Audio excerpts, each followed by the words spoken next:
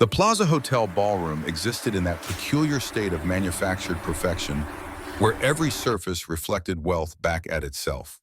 300 faces turned toward the podium, expressions calibrated to convey interest without commitment, concern without action. Victoria Stone gripped the microphone with fingers that betrayed nothing of the exhaustion pressing against her ribs. Her dress cost $4,000. She'd worn it to discuss housing for people who'd never spend $4,000 on anything in their lives. The speech flowed with the inevitability of rehearsed truth: affordable housing, community investment, sustainable development, words that meant something once before they became currency in rooms like this. Victoria watched her audience perform attention while checking phones under tables, calculating whether her project merited investment or merely applause. She'd learned to read the difference years ago, back when Matthew was alive, and they'd built this company on principles that still mattered to her even if the execution required compromise she hadn't anticipated. 2 floors above, hidden in mechanical spaces most guests forgot existed, Marcus Cole pressed his palm against an air handling unit that wheezed like emphysema. The metal vibrated against his skin, translating symptoms into diagnosis through nerve endings, trained by 15 years of listening to machines confess their failures. North bearing, wearing thin. Maybe 3 weeks before catastrophic failure, possibly less if the temperature dropped and metal contracted under stress it couldn't accommodate. He scribbled notes on a clipboard held together with duct tape and stubborn refusal to requisition new equipment when old equipment still functioned. The ventilation system carried voices from below. Laughter. Crystal touching crystal. The soundtrack of a world Marcus serviced without inhabiting. He checked his watch, a Timex inherited from his father, the kind that kept time without making statements about the wearer's net worth. Another 90 minutes before he could drive back to Brooklyn, where Noah waited with fractions homework spread across their kitchen table. His son struggled with denominators, kept wanting to add them straight across instead of finding common ground first. Marcus understood the impulse. Adding seemed simpler than transformation. Below, Emma Stone fidgeted with the edge of her dress, navy blue, and appropriate, chosen by stylists who understood optics better than they understood 10-year-old girls. She sat at table 7, flanked by adults whose conversations moved across topics she couldn't follow and wouldn't care about if she could. Her mother's voice echoed from speakers positioned to ensure even distribution of sound. Emma had heard this speech before, different venues but identical rhythms. Affordable housing that people like her never saw.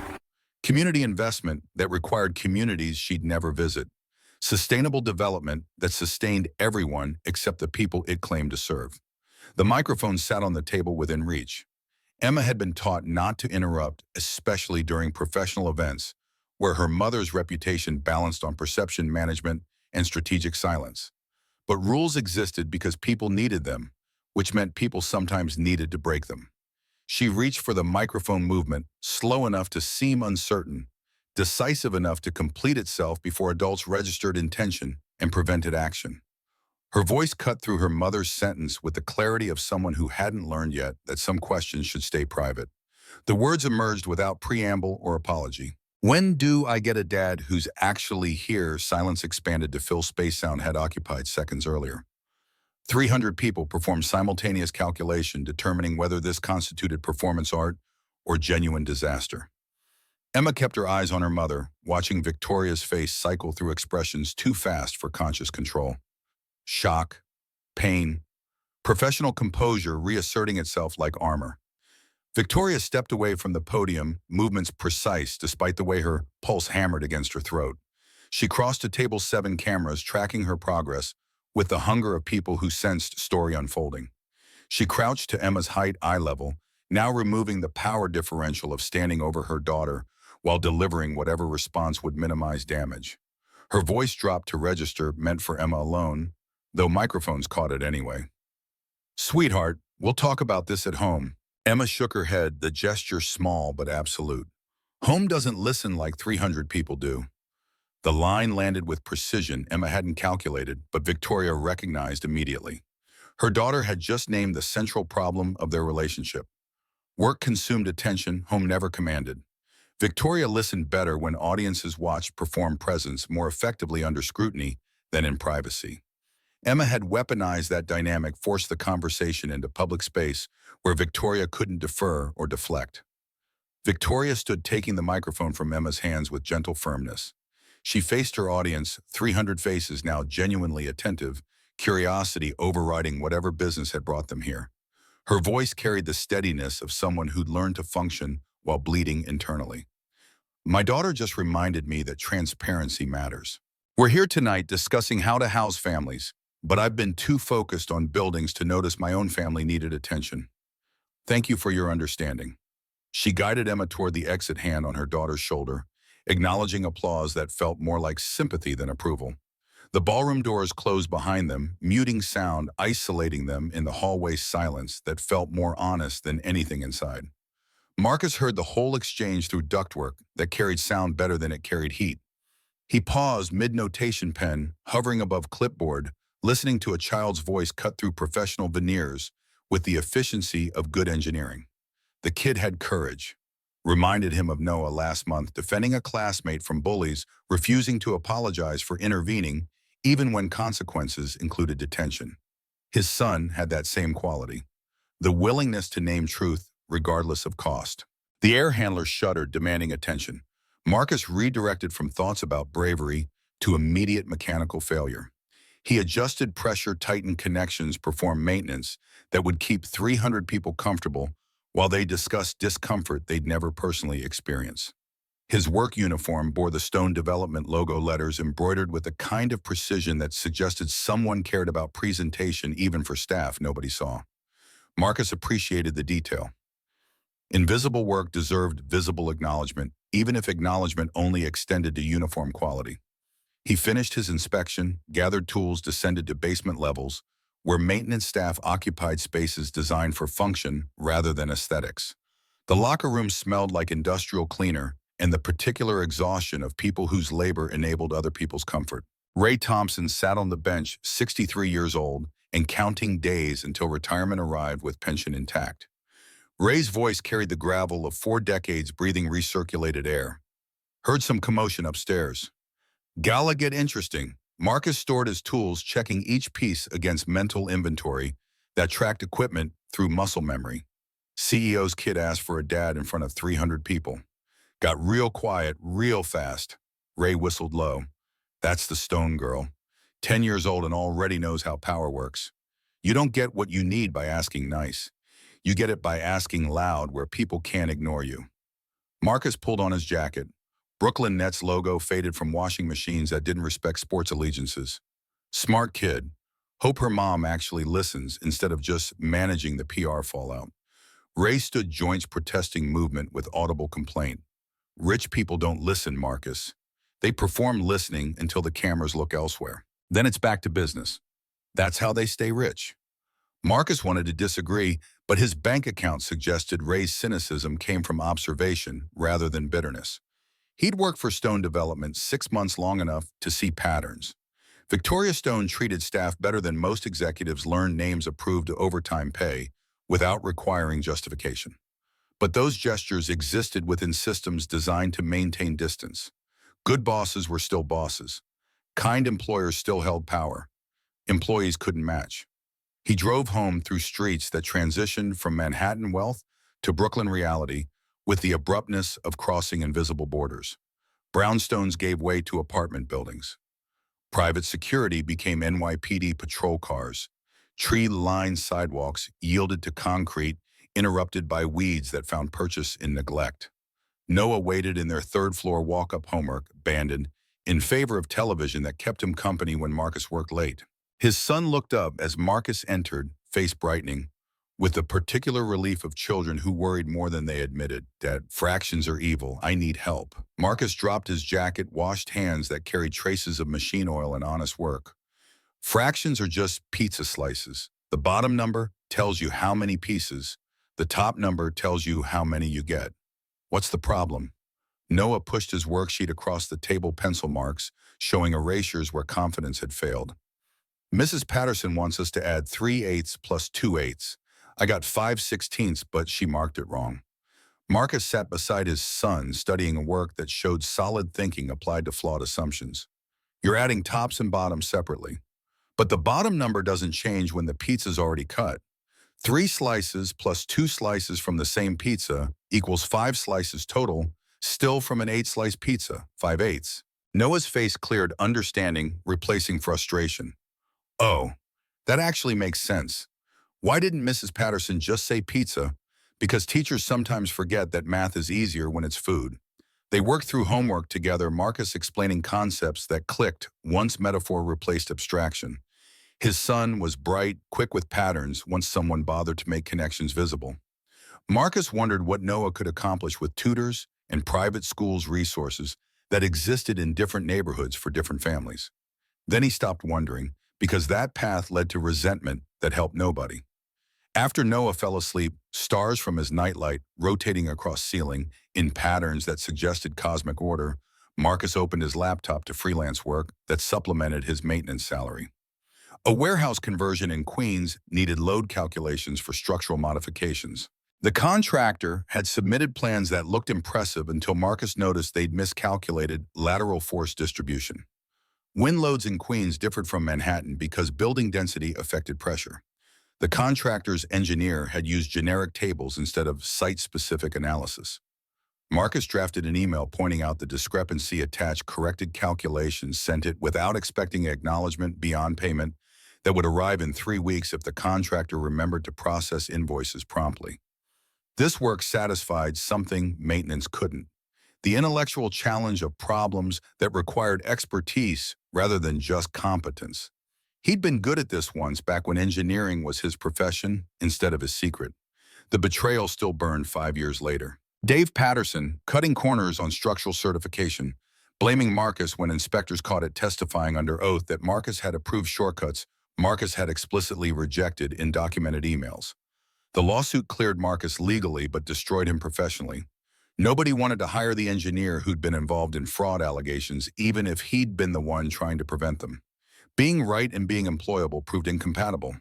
He'd found work in maintenance through connections, people who knew his skills exceeded his title. The pay covered rent and groceries if he budgeted carefully and supplemented with freelance work. Medical debt from Noah's broken arm last year still demanded monthly payments that would continue for 32 more months. His ex-wife had left when the lawsuit destroyed their income, decided single motherhood in poverty held less appeal than no motherhood at all. Marcus didn't blame her. He just wished she'd visited Noah, occasionally pretended maternal instincts survived financial hardship. The penthouse Victoria called home occupied the kind of real estate that appeared in magazines photographed to suggest warmth while showcasing expensive emptiness. Emma sat on the kitchen counter eating ice cream directly from the container because some nights required breaking rules about portions and appropriate utensils. Victoria had traded heels for bare feet, designer dress for sweats that cost more than Marcus's weekly salary, composure for something resembling honest exhaustion. Emma spoke first because silence made her uncomfortable. "I'm sorry I embarrassed you, but I'm not sorry I asked." Victoria measured her response the way she measured everything: careful calibration between truth and management. "You didn't embarrass me. You surprised me. There's a difference." Emma studied her mother with the intensity of children learning to detect adult evasion. "You've been saying we'll talk about it for 4 years, since Dad died, but we never actually talk. You just work more and promise we'll talk later." Later keeps being later. The accuracy of it landed like indictment. Victoria had spent 4 years building walls from work, convincing herself that providing material stability equaled providing emotional presence. Emma had grown up with a mother who could run a corporation but struggled to remember what childhood required beyond tuition payments and scheduled activities. Victoria pulled out her phone, the reflex of someone who solved problems through organization and systematic approaches. "You're right. I've been avoiding this conversation because I don't know how to have it. But you deserve better. Give me 24 hours to think about how we do this properly." Emma set down the ice cream, expression shifting from confrontational to curious. "Do what properly?" "Find you a dad who's actually here. If that's what you need, then we figure out how to make it happen. Carefully, thoughtfully, with your input." The promise hung between them, tentative and potentially transformative. Emma wanted to believe it. Victoria wanted to deliver it. Neither of them quite knew how to bridge the gap between wanting and achieving. Morning arrived with the relentless punctuality of obligations that didn't care about emotional exhaustion. Victoria's office occupied the 42nd floor windows, offering views that translated altitude into authority. Nora Patel entered at 7 carrying coffee and the particular expression that indicated her friend needed intervention more than her boss needed efficiency. Nora had been COO for 6 years, friend for longer, the only person who could challenge Victoria without risking employment. I watched the gala coverage. Emma's question is trending on 3 platforms. The comments divide between people calling you brave and people calling you neglectful. How are you holding up? Victoria accepted coffee that cost $7 for reasons unrelated to caffeine content. I'm holding up by doing what I always do, converting emotional crisis into actionable plan. I need your help. Nora sat curiosity visible in posture that suggested she'd already guessed direction, but wanted confirmation. Help with what? Specifically, Victoria opened her tablet displaying document that had occupied her thoughts since 3 a.m. When sleep proved impossible and planning proved easier than feeling.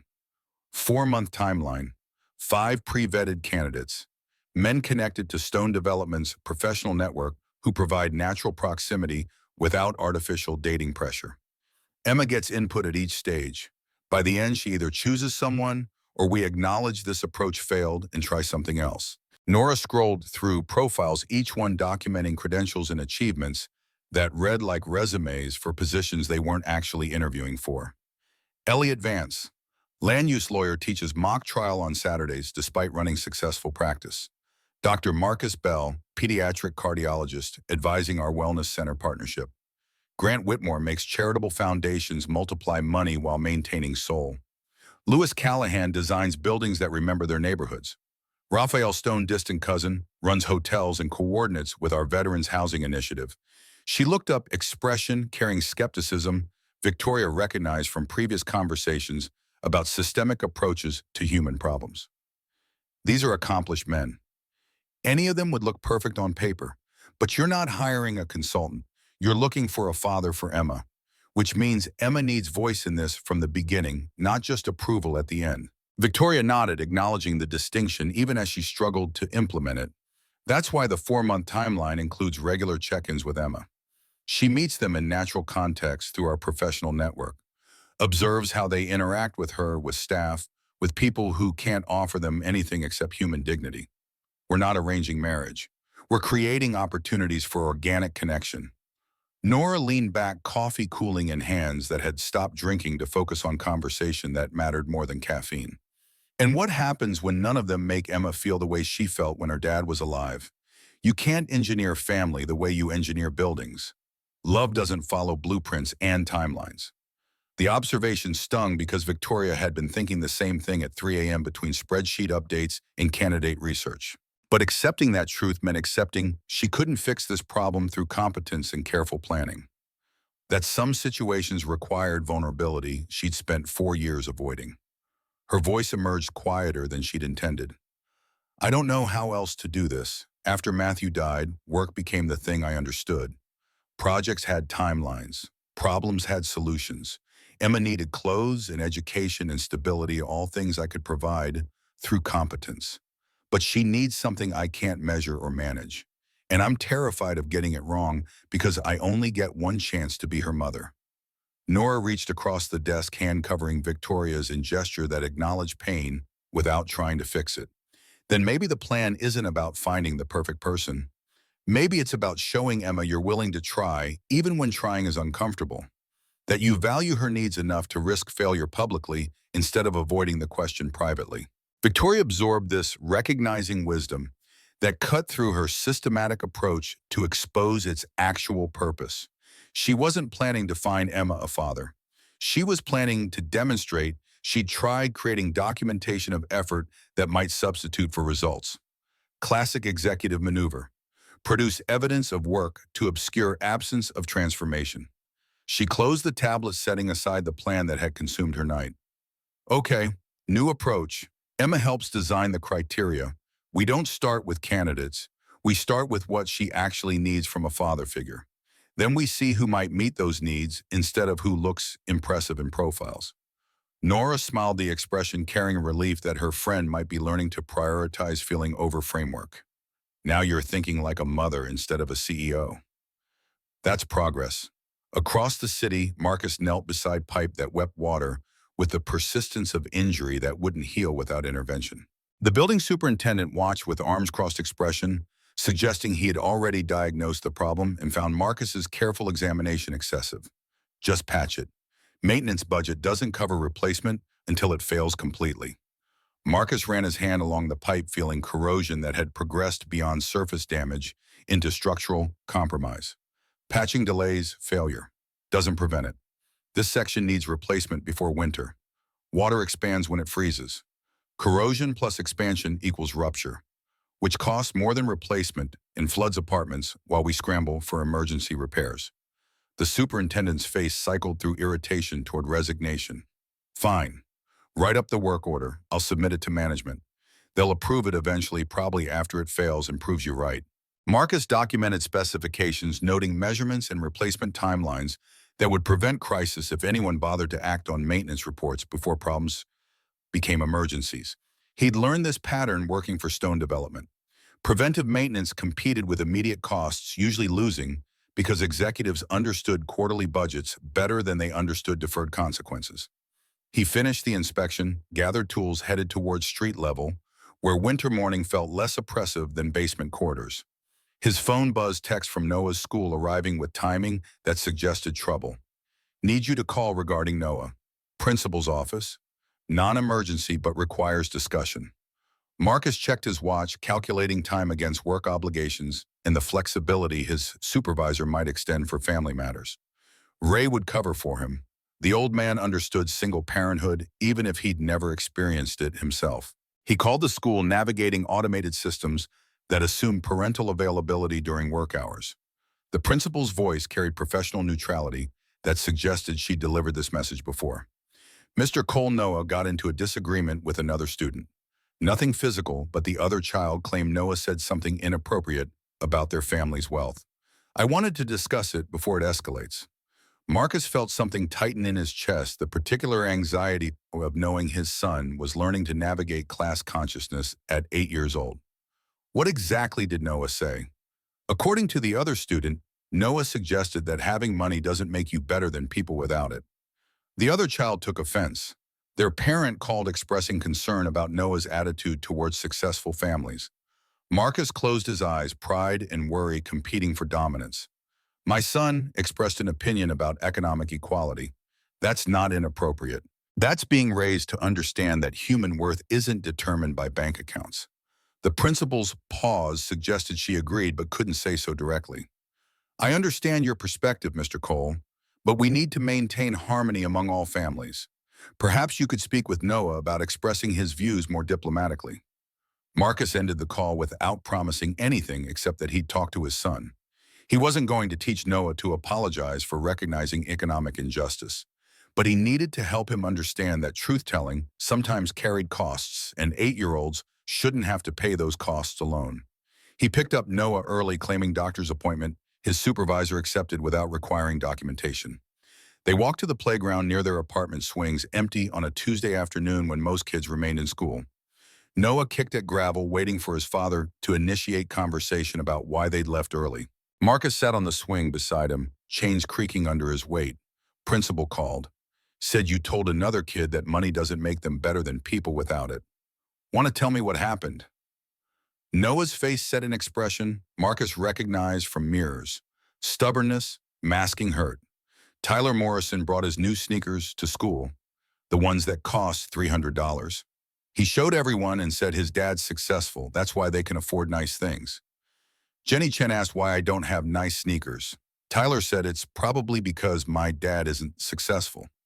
Marcus felt anger burn hot, an immediate protective instinct triggered by his son facing judgment for circumstances neither of them controlled. And you said I said success means different things. That you're successful at being a good dad even if we don't have expensive sneakers. That his dad might have money, but my dad has integrity. Tyler got mad and told the teacher I was being mean about his family. Marcus pulled Noah close, feeling his son's shoulders shake with tears he'd been holding since morning. You weren't wrong, Noah. But sometimes being right costs something. And I'm sorry you're learning that lesson so young.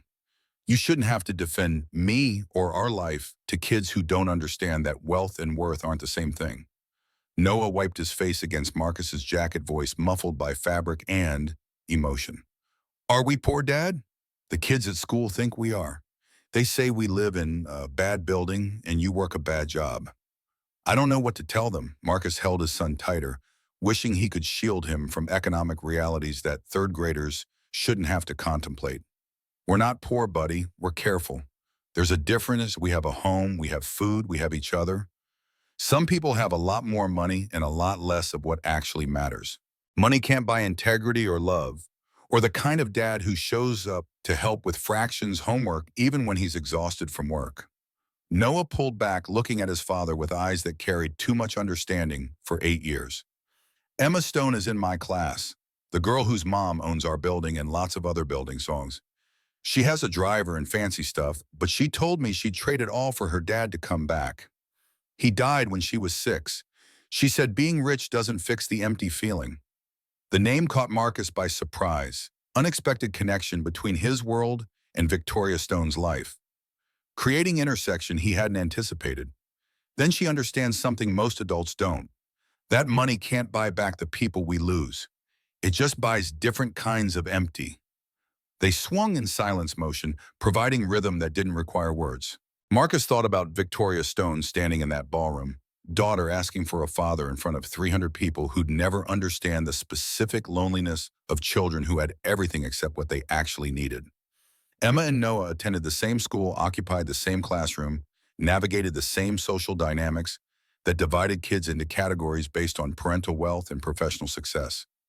His son knew Victoria Stone's daughter, had probably witnessed her navigate the particular isolation of wealth that couldn't solve family problems. The symmetry felt almost designed two children from opposite economic circumstances, discovering that loss looked similar regardless of bank accounts. The construction site at Block 17 wore winter like a warning scaffolding, climbing toward gray sky steel framework exposed to elements that didn't respect timelines or budgets. Victoria arrived with Emma and Louis Callahan, the architect who designed this building to include corner stores where families could buy groceries without crossing dangerous intersections. Good design remembered that not everyone owned cars or had time to travel for necessities. Louis handed Emma a child-size hard hat, Stone Development logo stenciled across the front in letters that made her grin. Rule 1 on construction sites: you can ask any question. Bad questions don't exist here. Only curiosity. Emma strapped the chin band with seriousness that suggested she understood this was oath rather than safety requirement. Why are pigeons always at construction sites? They don't help build anything. Louis crouched to her level expression matching her gravity. Because they are excellent spies. Can't trust a bird with secrets. That's why all our important documents stay in offices with closed windows. Emma's laugh echoed off concrete and steel sound that made Victoria remember her daughter used to laugh more often before grief settled into permanent residence. Louis was good with children, treated Emma like person rather than CEO's daughter, engaged her curiosity without condescension. He was on Victoria's list of potential candidates, though watching him now, she wondered if his patience came from genuine affection or professional courtesies toward a client's child. They walked the perimeter, over Louis explaining load paths in terms that transformed architecture into storytelling. This column is like backbone. The facade is skin. The HVAC system is breathing. Buildings are alive in ways people don't notice until something stops working. Emma touched a steel beam with reverence, usually reserved for museum exhibits, fingers trailing along metal that would support families she'd never meet. So buildings remember what we put into them, like you can feel it years later, whether they were built with care or just built fast. Louis nodded, impressed by observation most adults missed. Exactly. Buildings built fast fall apart. Fast. Buildings built with attention to detail and care for the people who will live in them. Those buildings last. They become part of neighborhoods instead of just structures in neighborhoods. They approach the freight elevator, the superintendent waving while frowning at control panel that beeped periodic protest. The man was thick-shouldered and gray at temples, the kind of supervisor who'd earned authority through decades rather than degrees. His voice carried apology mixed with irritation. She's been temperamental all week. Maintenance scheduled for Monday. but she'll get you topside. 10 minutes maybe. Victoria hesitated, instinct suggesting stairs might demonstrate better judgment than trusting machinery that announced its unreliability through electronic complaints. Lewis read her pause, offering reassurance that felt more like social pressure than actual safety assessment. Top deck has the best view, worth it if you're sure it's safe. The superintendent pried the gate open with practiced motion, listening to machinery the way mechanics listen to engines diagnosing health through sound patterns most people couldn't distinguish. You'll be fine. Just take it slow. I'll radio if anything changes. They stepped into the cage metal gate, closing behind them with finality that made Victoria's stomach tighten. The elevator lurched upward with groan that sounded organic mechanical complaint translated into something almost biological. 3 floors passed normally. Then the car shuddered mid-rise motion, stuttering like hesitation. The lights flickered. Once, twice, died. Returned at half strength that cast shadows suggesting threat rather than illumination. The elevator settled into stillness between floors 3 and 4 suspended in space that suddenly felt more like trap than transportation. The pause stretched from seconds into realization that movement had stopped, that they occupied cage between destinations with no clear way forward or back. Emma's fingers found Victoria's coat gripping fabric hard enough to leave impressions. Her breathing shifted rapid and shallow, the early warning signs of panic Victoria recognized from weeks after Matthew's funeral, when their daughter would wake screaming from dreams she couldn't explain. The small space contracted around them, walls pressing closer in perception, even as objective measurement remained unchanged. Darkness thick enough to feel solid crowded against thin emergency lighting that barely penetrated fear. Lewis pressed the emergency button, maintaining calm that came from training rather than actual absence of concern. Elevator car 2 stalled between 3 and 4. 3 passengers, no injuries. Requesting maintenance. A voice crackled through speaker professional distance, suggesting they had handled this situation before and knew the script. Copy. Maintenance en route. Stay calm. You're secure. But Emma's breathing had already accelerated past calm, moving toward hyperventilation that preceded full panic attacks. The air felt thick, pressing against lungs that couldn't quite expand fully. Victoria crouched to Emma's level, trying for lightness, while her own pulse hammered warnings against her throat. Look at me, sweetheart. Count my freckles. I earned them in boardrooms without windows, so there's at least 300. Emma shook her head, words coming fast and thin, like air escaping from punctured container.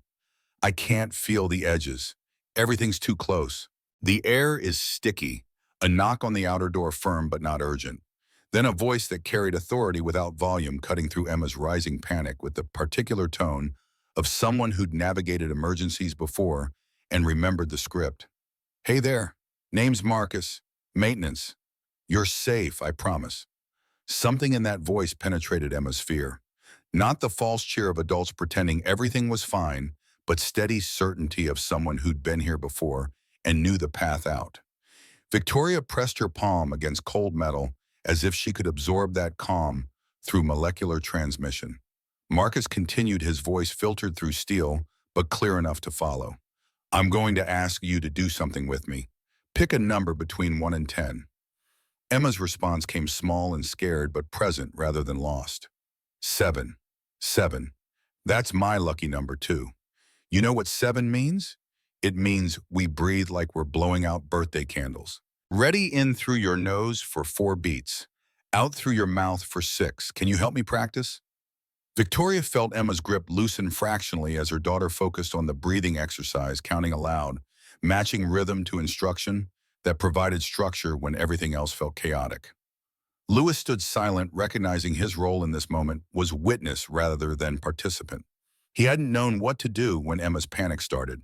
This stranger through the door was handling it with competence that suggested either training or experience, possibly both. Marcus kept talking, each word measured in purposeful cadence designed to regulate rather than rush. This elevator is lying to you. It tells your brain the sky disappeared, but the sky didn't go anywhere. Your brain just forgot where the door is, so we remind it. Name 5 things you can touch right now.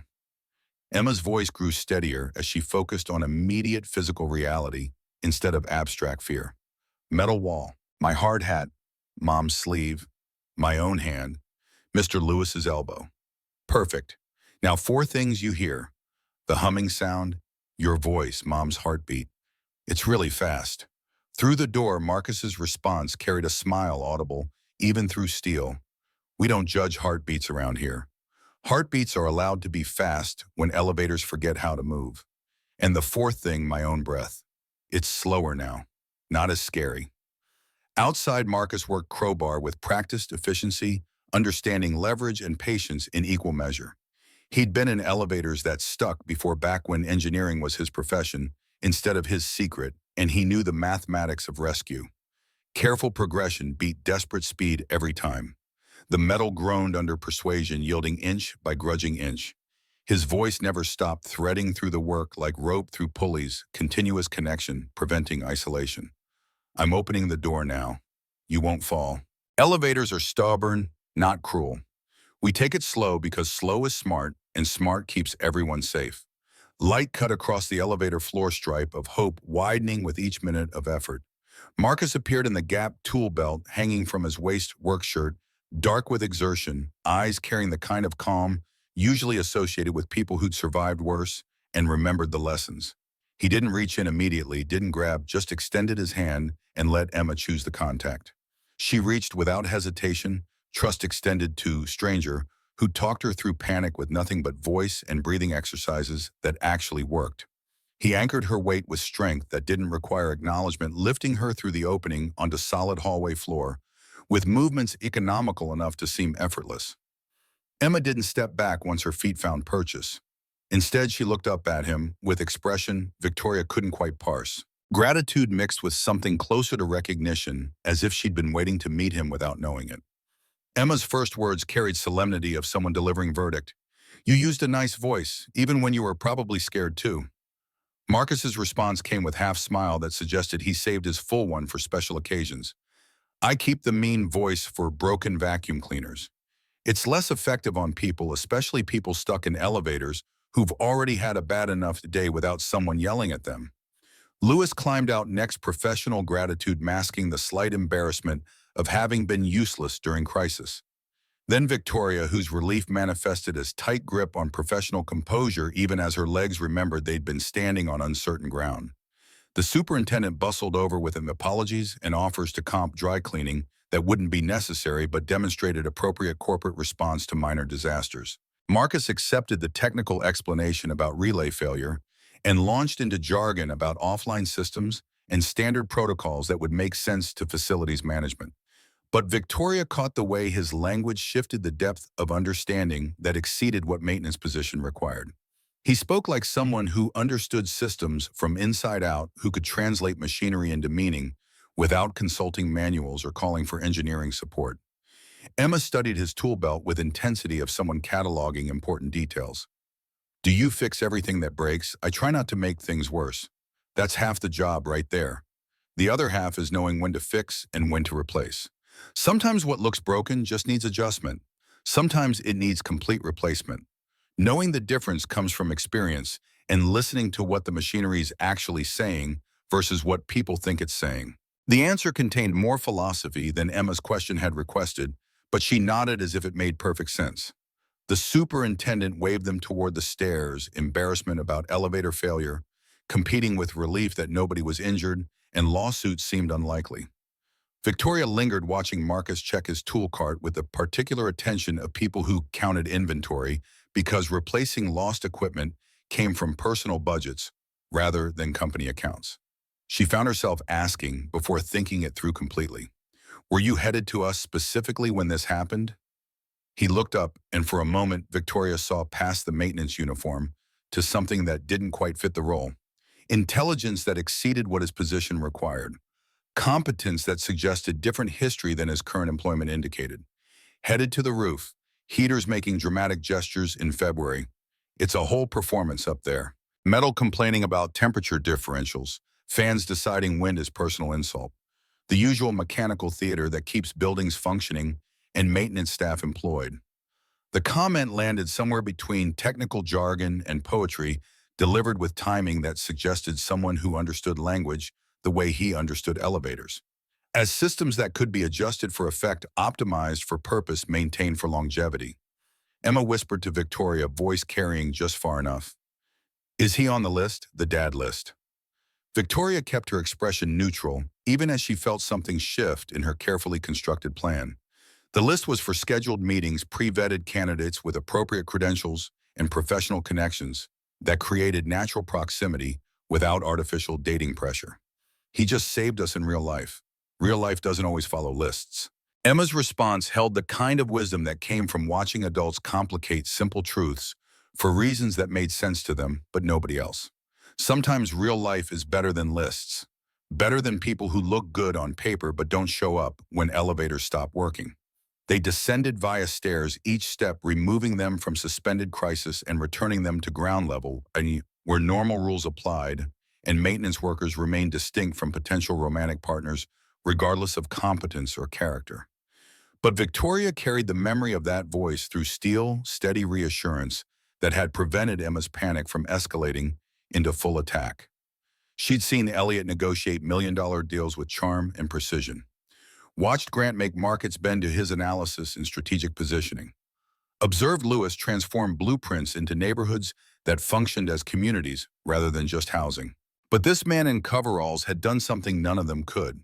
He'd made Emma feel safe when the ground beneath them disappeared and darkness pressed close enough to trigger primal fear. The question wasn't whether Marcus Cole belonged on her list. The question was whether her list had been measuring the wrong criteria from the beginning. Word count 7,156 words so far, continuing to reach the 18,000, 20,000 target. Monday morning arrived with reliable punctuality of debt and obligation. Stone Development headquarters lobby gleamed with cleanliness that required Marcus's presence at 5 a.m. before executives arrived to track dirt across floors he had spent 2 hours making presentable. He knelt beside baseboard panel tightening screws that had worked themselves loose through seasons of expansion and contraction, making mental notes about which sections would need replacement come spring when budgets reset and maintenance requests might actually get approved. The building settled around him with familiar sounds, elevator cables humming their vertical routes through shafts that carried people between floors they occupied temporarily. HVAC breathing life into empty spaces that would fill with meetings and phone calls, and the particular kind of work that happened in offices designed to suggest importance through altitude and square footage. Electrical system clicking through its morning routine lights, activating on timers that simulated human presence before humans actually arrived. Victoria and Emma entered through the main doors at 7:15, earlier than executives typically appeared, but later than maintenance staff who made their arrival possible. Emma spotted Marcus before her mother's stride could carry them past recognition, immediate and unfiltered by adult awareness of professional hierarchy. It's the 7 guy, the one who helped us breathe. Marcus stood wiping grease from his hands with rag that had seen cleaner days and better treatment. His response came automatic, the kind of self-deprecating humor that deflected attention. Morning, just making stuck things move again. Screws panels doors that forget they're supposed to swing. Pretty much anything that stops working the way it was designed to work. Emma approached without the hesitation adults learned through years of respecting invisible barriers that divided people into categories based on professional titles and economic circumstances. We're going to Mom's office. Want to come? You could tell us more about how buildings breathe and why pigeons are spies. The suggestion landed with the gentle absurdity of childhood logic that hadn't yet internalized corporate hierarchy or the social rules that prevented maintenance workers from joining CEOs in executive spaces unless specifically summoned for repair purposes. Marcus caught Victoria's eye, something passing between them that wasn't quite humor and wasn't quite discomfort, but an acknowledgement that Emma had just said something true that also couldn't happen according to rules neither of them had created, but both were expected to follow. His voice carried regret that felt genuine rather than performative. I don't think they let maintenance crash CEO meetings, kiddo. Different floors, different responsibilities. I fix things in basements and roofs. Your mom fixes things in boardrooms and business plans. We both fix things, just different kinds of things in different kinds of spaces. Emma's response carried conviction that suggested she'd thought about this more than her casual tone indicated. Maybe they should let maintenance go to meetings. Maybe if the people fixing buildings got to talk to the people running Buildings would work better. That seems like it would solve a lot of problems nobody bothered to ask about. Victoria filed the moment away as they continued to the elevator, but not before Marcus caught the faint curve at the corner of her mouth. The kind of almost smile that suggested Emma's comment had landed somewhere it wasn't supposed to, raising questions Victoria might actually want to answer, even if answering would require disrupting systems that function precisely because they maintain clear divisions between categories of workers. The executive meeting felt like dying by committee death, by incremental bad news delivered with professional detachment that made disaster sound like statistical variance. Paul, the project manager, spread blueprints across the glass conference table with resignation of someone delivering information he had already delivered twice to audiences who hadn't wanted to hear it and wouldn't want to hear it again. His voice carried exhaustion that predated this particular meeting. Riverton is 3 weeks behind schedule. The engineering firm can't reroute the substructure supports without full redesign. We're looking at significant delays unless someone has solutions nobody's thought of yet, which seems unlikely given how many times we've reviewed these drawings. Bo, the structural engineer on speakerphone, added his own chorus of impossibility, technical specifications wrapped in pessimism that might be realism, depending on whose expertise you trusted. We're talking $600,000 minimum 3 months if we start today and nothing else goes wrong, which means probably 4 months and 800,000 because things always go wrong when you're rushing structural modifications on projects this complex. The soil conditions weren't what the survey indicated, and correcting for that reality requires engineering nobody budgeted for. Victoria felt the walls of carefully managed timelines collapse inward, pressure building against plans that had seemed solid until they collided with reality that didn't respect projections or good intentions. Riverton represented housing for 120 families, the centerpiece of next year's portfolio, leverage for 2 philanthropic partnerships that depended on Stone Development's reputation for delivering impossible projects on time without compromising quality or safety. Losing Riverton meant more than quarterly setbacks. It meant people staying in overcrowded apartments where children shared rooms they shouldn't have to share. Families pushed further from jobs and schools by rental markets that didn't care about their stories or struggles. Each delayed month translated into real humans facing real consequences, while Victoria sat in glass-walled conference rooms discussing abstractions like timelines and budgets. A knock interrupted her spiraling calculations, the kind of interruption that typically annoyed her, but right now felt like temporary reprieve from problems that wouldn't solve themselves through force of will or executive authority. Marcus entered carrying an envelope, work boots tracking evidence of basement excursions across carpet designed for different kinds of feet. His presence in executive space felt like category error maintenance crossing into management territory without invitation or clear purpose. His voice carried appropriate deference without suggesting actual intimidation. Mailroom sent this up. Looks important. Certified letter signature required. They tried calling, but nobody answered. He placed the envelope on Victoria's desk, but his eyes snagged on the blueprints spread across the conference table like evidence at a crime scene. The pause lasted maybe 3 seconds, long enough for his gaze to track load paths and identify problems the engineers had spent weeks failing to solve adequately. Paul's voice carried territorial warning, protective of professional space being invaded by someone whose credentials didn't justify his presence in conversations about structural engineering. Those are confidential, company business, not appropriate for general viewing. Marcus's attention shifted to Victoria, and she found herself giving permission before quite knowing why, instinct suggesting his interest might be more than idle curiosity. It's Riverton. We're stuck on engineering issues that might cost us $600,000 and 3 months we don't have. The substructure supports aren't working with existing soil conditions. Why do you ask? Do you have experience with this kind of problem? Marcus stepped closer to the table, his finger tracing the northern column grid with precision of someone reading a language others had forgotten they were supposed to understand. His voice shifted from deferential maintenance worker to something else entirely, confidence that came from expertise rather than authority. Load transfer bottleneck right here. If you swap to staggered micropiles with stepped footing, you can carry the same load without relocating utilities. Installation time cuts by about 2/3 because you're working with smaller equipment and don't need the extensive excavation your current approach requires.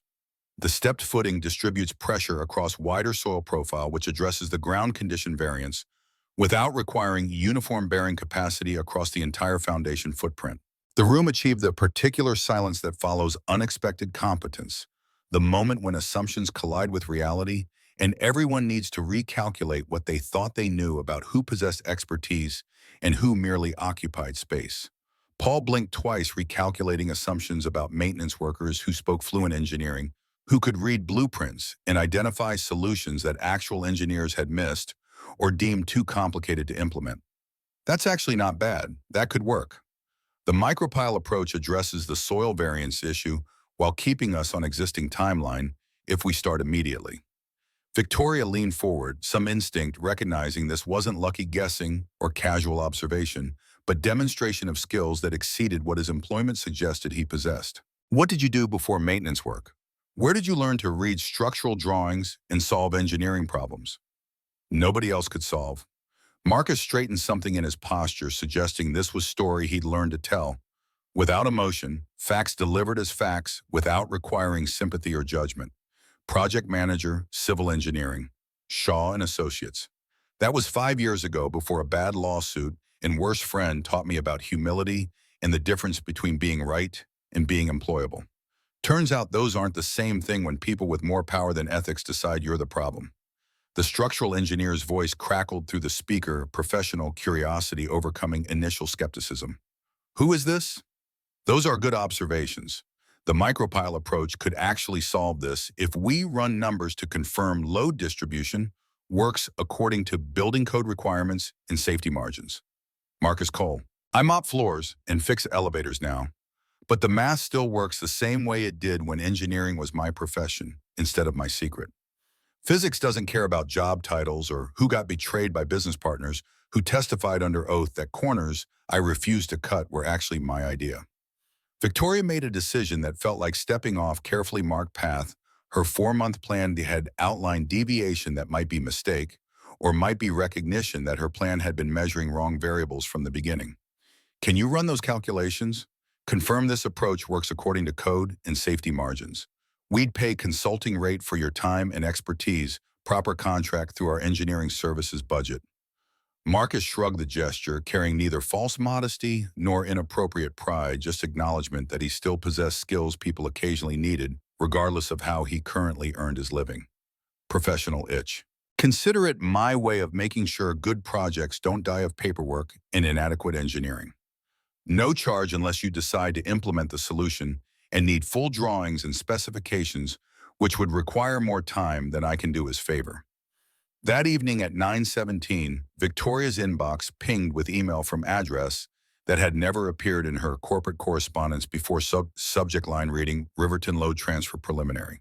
The attached PDF opened to reveal diagrams that belonged in presentations from firms charging 5 figures for consultation, clean and precise, annotated with field notes that suggested experience beyond theoretical knowledge, practical understanding of how buildings actually got built versus how they looked on paper. At the bottom, a single line that made Victoria pause mid-scroll. Victoria, no guarantees, but this is the path I'd bet my own roof on. Marcus. She sat at her kitchen counter reading the document while Emma slept upstairs and the city performed its nightly transformation from business to life, office lights dimming as apartment lights brightened restaurants, filling with people who spent days in meetings and spent evenings recovering from them. The work was exceptional, the kind of solution that made complex problems look obvious in retrospect, elegant simplification that required deep understanding to identify. But what caught her attention was the note itself, the casual confidence of someone willing to stake personal property on professional judgment metaphor that suggested his roof mattered to him the way this project mattered to her. 2 days later, the City Review Board approved the modified plan without revision, bureaucratic miracle that typically required months of negotiation and compromise. Riverton jolted back into motion, deadlines shifting from impossible to merely ambitious, 120 families moving closer to housing they desperately needed, and Stone Development had promised to provide.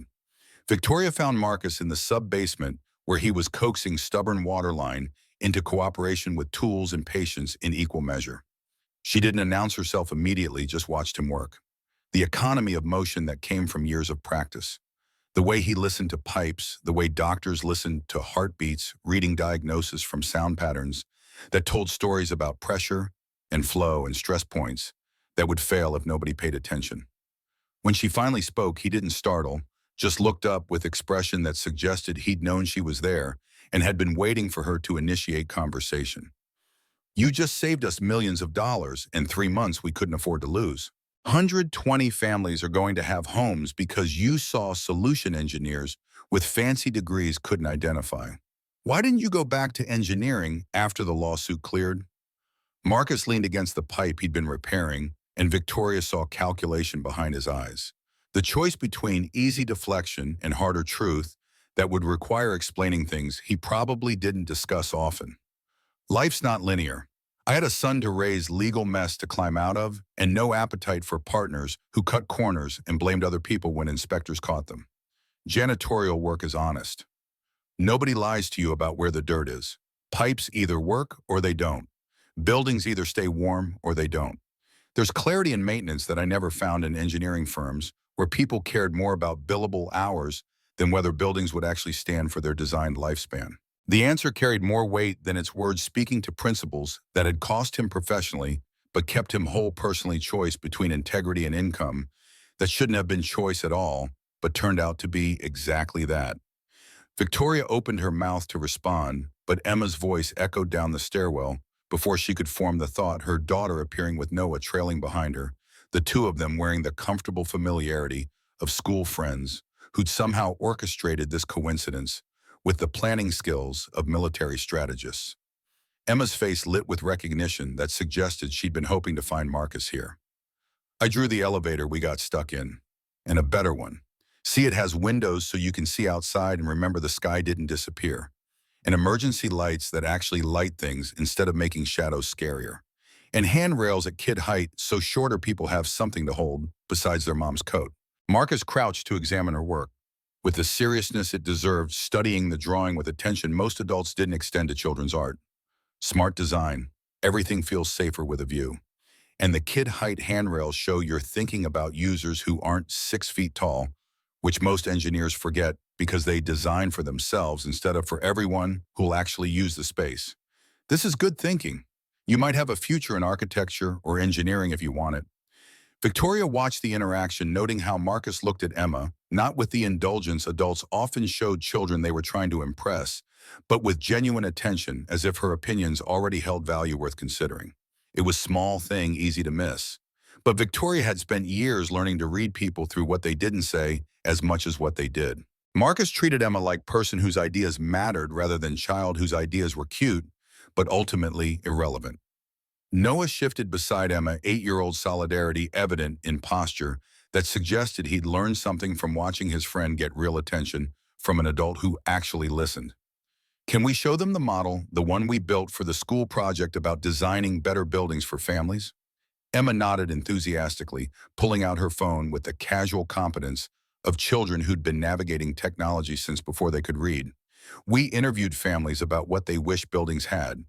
Then we designed a model that includes all their ideas. Laundry rooms on every floor so people don't have to carry heavy bags upstairs. Community spaces where neighbors can meet without it costing money. Windows that actually open so you're not stuck breathing recycled air when the AC breaks and landlords take forever to fix it.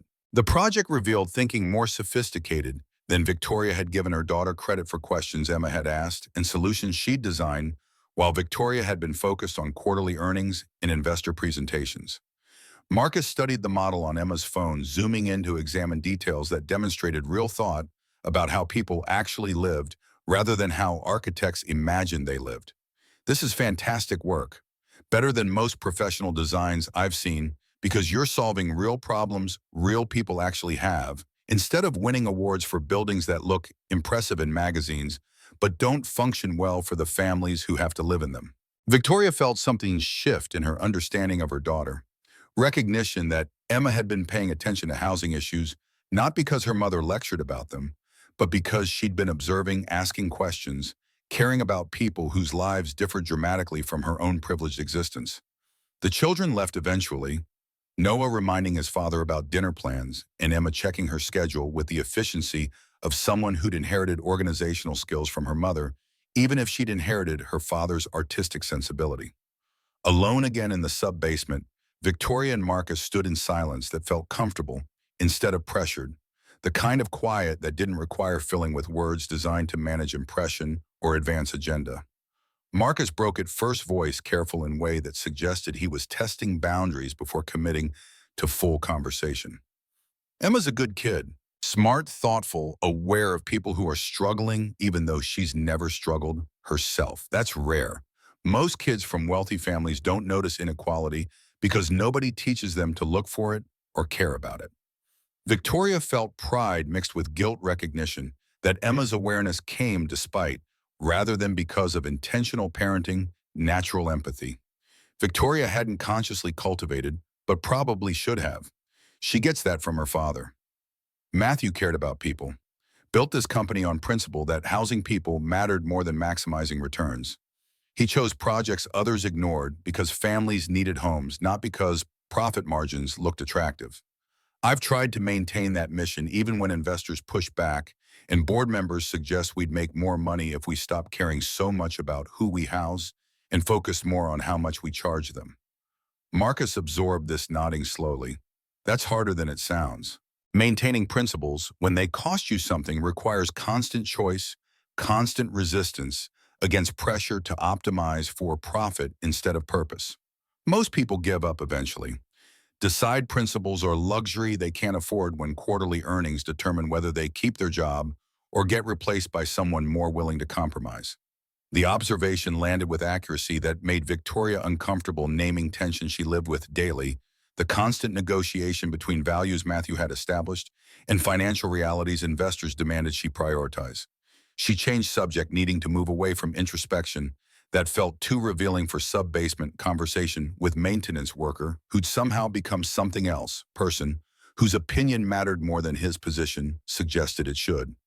Emma asked if you were on my list. The list of potential father figures I'm supposedly evaluating systematically over 4-month timeline with pre-vetted candidates and structured interaction opportunities designed to allow organic connection without artificial dating pressure.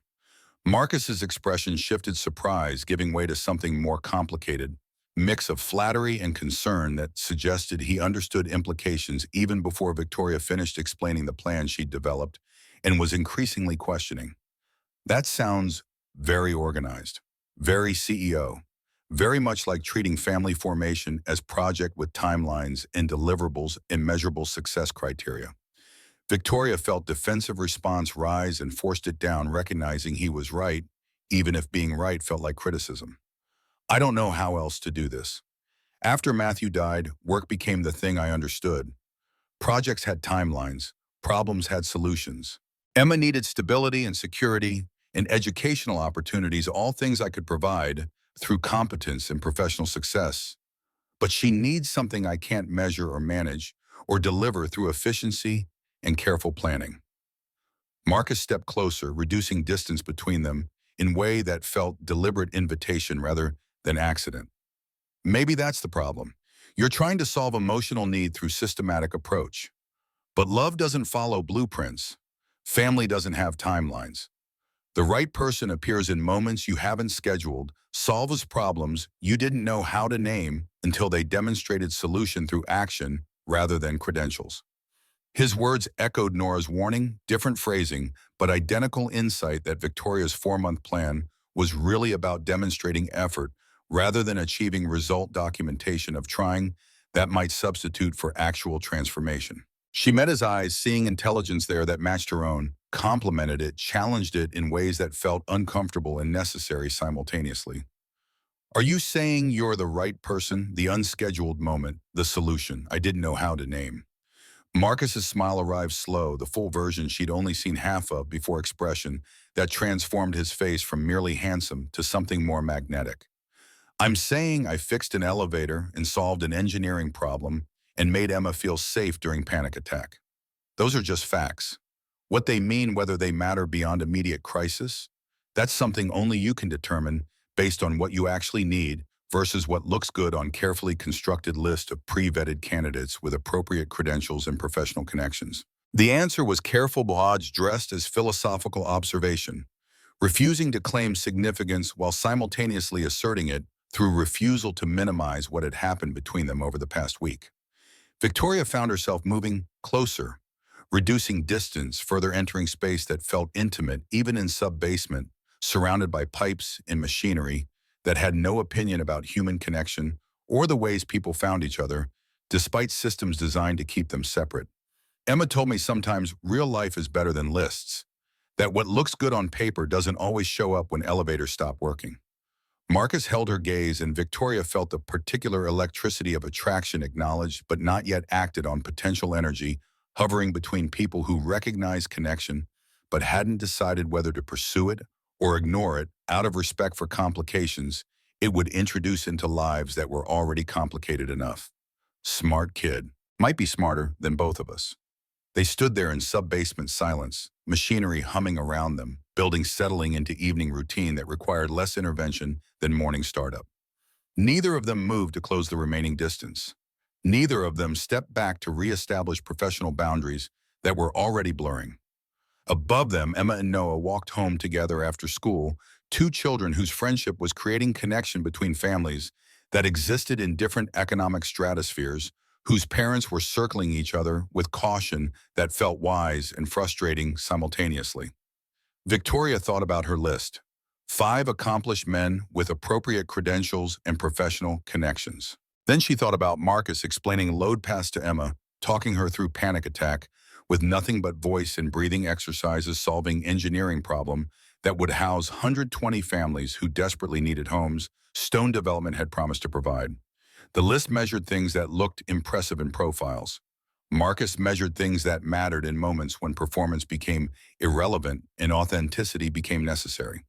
She still didn't know which measurement system to trust, but she was beginning to suspect the answer had been obvious to Emma from the moment she'd asked for Dad, who was actually here present, rather than merely appropriate, chosen for character rather than credentials.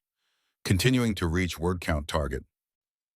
The following Tuesday brought what Victoria had been simultaneously anticipating and dreading: the formal introduction of her vetted candidates to Emma through carefully orchestrated professional interactions that were supposed to feel natural while being anything but.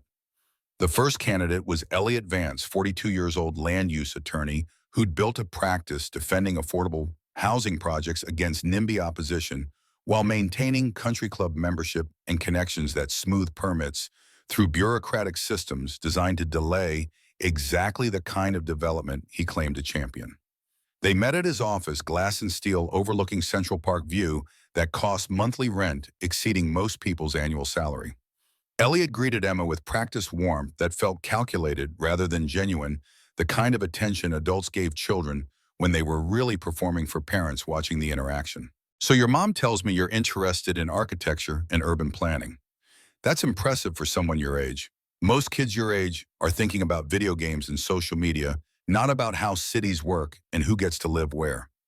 Emma's response came flat, detecting the condescension embedded in compliment designed to demonstrate Elliot's progressive credentials while simultaneously positioning her interests as unusual rather than simply human. "Most kids my age live in cities and notice when their friends have to move because rent gets too expensive. You don't have to be unusual to care about where people live. You just have to pay attention and care about people besides yourself." Elliot's smile tightened fractionally, recognition that his opening gambit had failed to impress his actual audience, even if Victoria seemed willing to overlook the misstep. "Of course, I didn't mean to suggest otherwise. I just think it's great that you're engaged with these issues at your age. Shows real awareness and concern for social justice." Emma studied him with the directness that made adults uncomfortable gaze that suggested she was evaluating him, rather than being evaluated, assessing authenticity through lens that hadn't learned yet to accept performance as substitute for genuine feeling. "Mr. Cole says good design solves real problems real people actually have, not problems that win awards or impress people in magazines. Do you design solutions for real people or for people like you?" The question landed like prosecution, stripping away Elliot's carefully constructed image, to expose the fundamental tension in his work. He defended affordable housing while living in luxury that depended on the same economic systems that created housing scarcity. His practice served clients who needed his expertise, while his lifestyle required fees those same clients could never afford. Victoria watched Elliot navigate the question with lawyer's skill, redirecting toward abstractions that avoided Emma's actual inquiry. I think we need systemic change, which requires working within existing systems to transform them from inside. That means building coalitions between communities that need housing and developers who can provide it, even if those developers aren't perfect actors. Progress requires pragmatism, not purity. Emma's expression suggested she'd heard enough to form opinion she wouldn't voice while Elliot was present, but would absolutely share with Victoria later. The meeting concluded with appropriate pleasantries, Elliot promising to stay in touch and offering to take Emma to see one of his current projects, Community Land Trust in Brooklyn, that was preserving affordable housing against gentrification pressure. Victoria accepted the offer knowing she'd probably cancel later, recognizing from Emma's posture that her daughter had already dismissed Elliot as inappropriate candidate, regardless of his professional accomplishments. In the car, heading home, Emma delivered her assessment with the brutal honesty of children who hadn't learned yet to soften criticism out of respect for adult feelings. He talks about caring about people but lives like he doesn't have to care because his life is comfortable no matter what happens to everyone else. Mr. Cole lives in Brooklyn with Noah and knows what it costs when pipes freeze and landlords ignore repair requests because tenants don't have leverage. That's real knowing. Not knowing about knowing from. Victoria absorbed her daughter's distinction, recognizing it exposed the central problem with her entire approach. She'd been searching for men who knew about social justice, who could discuss housing policy and community development with sophistication that impressed other professionals. But Emma wanted someone who knew from experience, who'd lived the struggles her mother's company was supposed to address, who understood housing insecurity not as abstract policy problem, but as lived reality that shaped daily decisions and long-term possibilities. The second candidate was Dr. Marcus Bell, pediatric cardiologist, who'd been consulting on Stone Development's Wellness Center partnership, designing health services for low-income families, who typically lacked access to preventive care. He met them at the clinic, white coat and stethoscope, creating impression of authority and expertise that Emma seemed to respect more than she'd respected Elliot's suit and corner office. Dr. Bell knelt to Emma's level, examining a wooden model heart on his desk, while explaining blood flow through chambers and valves with metaphors that made medicine accessible rather than intimidating. Think of your heart as a building with 4 rooms and specific traffic flow patterns. Blood comes in through one entrance, gets processed in first room, moves to second room, gets sent out to body, comes back through different entrance, gets processed again, then leaves to lungs. Continuous flow, carefully choreographed, exactly like good building design, where people move through spaces that serve specific purposes before continuing to next destination. Emma engaged with genuine interest, asking questions about valve function and what happened when flow patterns broke down, demonstrating curiosity that seemed to please Bell, even as Victoria recognized her daughter was testing him, evaluating his patience and willingness to treat her questions as legitimate rather than merely cute. After 40 minutes of increasingly technical discussion about cardiac function and congenital defects, Dr. Bell treated with surgical precision. Emma asked the question Victoria knew was coming, even if Dr. Bell didn't. Do you have kids? Do you know how to be a dad? Or are you just good at being a doctor? Dr. Bell straightened, caught between honesty and impression, management choice between admitting his personal limitations or performing confidence he didn't possess. I don't have children of my own. My career demanded focus that made family planning difficult, but I work with children every day, understand their needs medically, and have watched enough families navigate pediatric health crises to understand what good parenting looks like under pressure. Emma nodded, expression revealing nothing about whether she found this answer adequate or disqualifying. Thank you for being honest. A lot of adults lie when kids ask hard questions because they think we can't tell the difference. But we can always tell. The assessment felt like verdict, polite acknowledgement that Dr. Bell had been tested and found wanting in specific ways that mattered to Emma, even if they shouldn't matter according to conventional criteria about professional success and personal accomplishment. In the car again, Emma's commentary arrived less harsh than her evaluation of Elliot, but no less definitive. He's good at his job. But knowing about kids medically isn't the same as knowing kids. Mr. Cole knows Noah, knows when he's worried, even when Noah doesn't say anything, knows how to help with fractions homework in ways that make sense instead of just showing the answer. That's different from being good with kids as part of your job. Victoria felt frustration build recognition that Emma was using Marcus as measuring stick, against which all other candidates would inevitably fail comparison that seemed unfair to men who were genuinely accomplished and probably capable of developing relationships with Emma if given adequate time and genuine opportunity. But she also recognized Emma's measurement system made sense. Her daughter wasn't evaluating credentials or professional success. She was evaluating presence attention, the specific kind of knowing that came from showing up consistently rather than performing care when audience watched.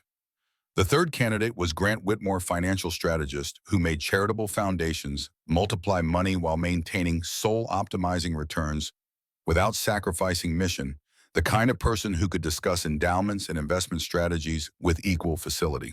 He took them to an upscale restaurant, the kind that required reservations weeks in advance, and served portions sized to suggest food was art rather than sustenance.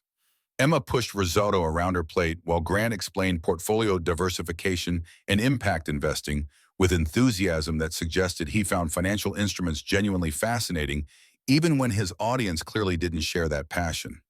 The thing about social impact investing is you can generate market rate returns while supporting companies that align with your values. It's not charity where you give money and hope for good outcomes. It's strategic capital deployment that creates accountability through ownership stakes and board seats that ensure good intentions translate into measurable impact. Emma set down her fork rice scattered across plate in pattern that suggested she'd given up pretending to eat while Grant talked about finance. Cole says buildings remember what we put into them that you can feel years later, whether they were built with care or just built fast. Is that true for money? Does money remember whether it was made by caring about people or just caring about profits?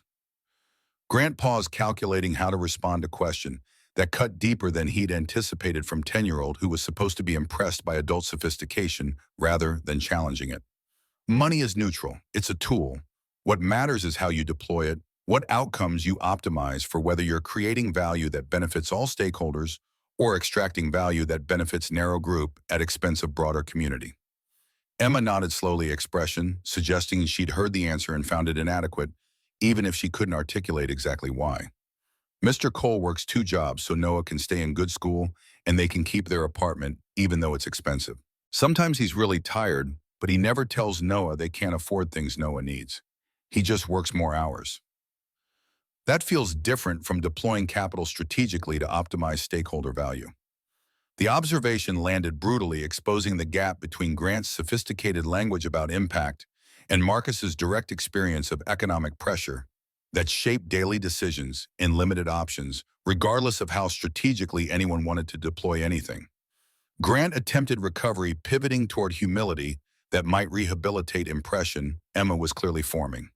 You're absolutely right. I've been fortunate in ways that insulate me from the kinds of pressures your friend's dad faces. That's partly why I do this work, trying to use my advantages to benefit people who haven't had the same opportunities I've had. Emma's response came quiet but definitive. Using advantages to help people is good, but Mr. Cole doesn't have advantages. He just helps people anyway because that's who he is, not because he can afford to be generous or because helping people makes him feel good about himself. That's different. The meal concluded quickly after that, Grant recognizing he'd lost Emma's approval, regardless of how thoughtfully he discussed impact investing or stakeholder value. Victoria apologized for her daughter's directness. Social obligation to smooth over awkwardness Emma had created through honesty, adults were supposed to soften. But driving home, she didn't correct Emma's assessment or defend Grant against criticism he'd invited by performing sophistication to child who wanted authenticity instead. Emma spoke into silence that had stretched since they'd left the restaurant. I know you're trying, Mom. I know these are good people who do important work and probably make good partners for CEO who needs someone who understands business and won't be intimidated by your success. But I don't need a partner for you. I need a dad for me. And none of these people know how to be that, not because they're bad, but because they've never had to learn, never faced the kinds of problems that teach you how to show up for people who depend on you when showing up is hard and expensive and costs you things you can't afford to lose. Victoria felt the truth of it settle into her chest.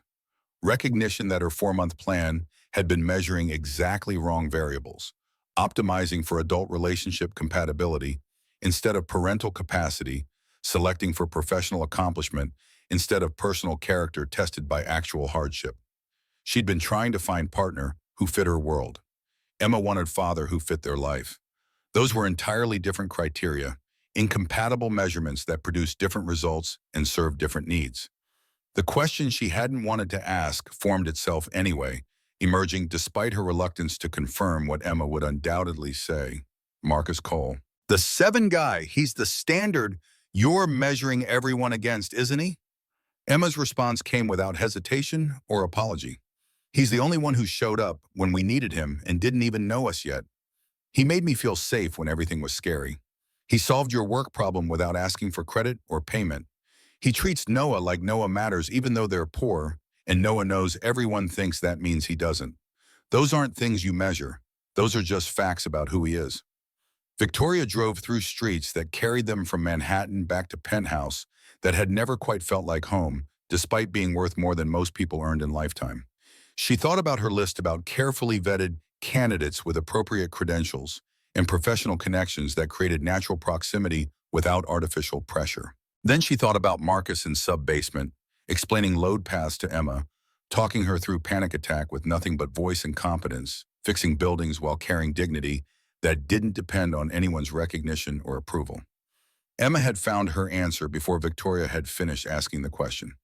Now Victoria just needed to decide whether she was brave enough to admit her daughter was right to abandon her careful plan in favor of the unscheduled moment that had appeared in form of maintenance worker who could read blueprints and understand hearts and show up when elevators stopped working, and panic threatened to overwhelm children who'd lost fathers and learned to fear darkness that pressed too close. The decision felt enormous. Choosing Marcus would mean confronting every assumption about appropriate partners and equal relationships and what CEO was supposed to want from romantic connection. It would mean explaining to board members and investors why she was dating maintenance worker instead of someone whose professional success matched her own. It would mean trusting that character mattered more than credentials, that presence counted more than portfolio, that showing up in moments that mattered outweighed impressing people in moments that didn't. It would mean believing Emma's measurement system was correct even when it contradicted everything Victoria had been taught about professional success, impersonal compatibility, and rational approaches to life decisions that affected more than just the individual making them. But sitting in her car with daughter who'd been brave enough to ask for what she needed in front of 300 people, Victoria recognized that some choices defined who you were more permanently than the quarterly earnings or investor presentations or carefully constructed images of success that looked perfect in photographs but felt empty in practice. Sometimes the right answer appeared in person, who fixed elevators and solved engineering problems and made 10-year-old girls feel safe when darkness pressed close and breath came hard. Sometimes the right answer was maintenance worker with PTSD and medical debt and son who needed father brave enough to be present even when presence was hard. Sometimes the right answer was Marcus Cole, whether her careful plan had anticipated him or not. The email notification arrived on Marcus's phone at 6:47 on a Thursday morning subject line reading Urgent Security Incident Report in bold letters that triggered immediate dread before conscious thought could intercept instinct. He'd been heating oatmeal for Noah's breakfast standing at their stove while winter light struggled through windows that faced brick wall 3 feet away. The spoon clattered against the pot as his hand trembled muscle memory from different emergency, different notification that had preceded different catastrophe 5 years earlier. His thumb hovered over the screen, delaying inevitable by seconds. That wouldn't matter but felt necessary anyway. The email came from Stone Development's security department copied to HR and facilities management language, formal enough to signal consequences without specifying their nature yet. Marcus forced himself to read words arranging themselves into accusation that felt both unexpected and grimly familiar. Security audit identified unauthorized access to confidential project files. System logs show your credentials accessed Midtown Tower atrium drawings on Friday evening at 6:48 files subsequently reported missing from secure server. Pending investigation, you are placed on immediate suspension with pay. Report to HR at 9 this morning to discuss findings and next steps. The oatmeal boiled over hissing against burner while Marcus stared at screen, trying to process information that didn't align with memory or action. Friday evening, he'd been on fourth floor checking delivery manifests using his maintenance credentials to access emergency directory that tracks shipments requiring after-hours storage. He'd never touched Midtown files, never entered secure server room, never even knew those drawings existed or mattered. But he'd heard this song before, different lyrics but identical melody. Dave Patterson testifying under oath that Marcus approved structural shortcuts. Marcus had explicitly rejected in documented emails that somehow disappeared from company servers before trial. Inspector General believing Dave because Dave had connections and credibility while Marcus had neither. Jury clearing Marcus legally while destroying him professionally. A verdict that said not guilty but meant unemployable anyway. Noah appeared in the doorway, 8 years old and already learning to read his father's silences, interpret the particular stillness that preceded bad news Marcus would try to shield him from unsuccessfully. "Dad, the oatmeal's burning. Are you okay?" Marcus turned off the burner, scraping burnt remains into sink while forcing his voice toward normalcy that felt like performance he'd rehearsed too many times. "Work thing. Nothing to worry about. Just need to go in early for meeting." Noah's expression suggested he didn't believe the reassurance but wouldn't push, because that's what they did, maintain fictions that protected each other from truths that couldn't be fixed through honesty. The HR office occupied basement level, deliberately positioned to ensure difficult conversations happened in spaces designed for function rather than comfort. Marcus arrived at 8:55 early because being early was only control he possessed over situation that would unfold according to script he hadn't written but would be forced to perform anyway. Janet Morales sat behind the desk bearing framed photographs of grandchildren Marcus had never met, her expression carrying professional sympathy that might be genuine or might be training designed to soften terminations and suspensions with appearance of human feeling. Her voice came measured, each word selected for maximum clarity and minimum legal liability. "Marcus, I want to be clear. This is administrative leave, not termination. We're conducting investigation into security incident involving confidential files. System logs show your credentials accessed secure directory Friday high at 6:48, shortly before files were reported missing.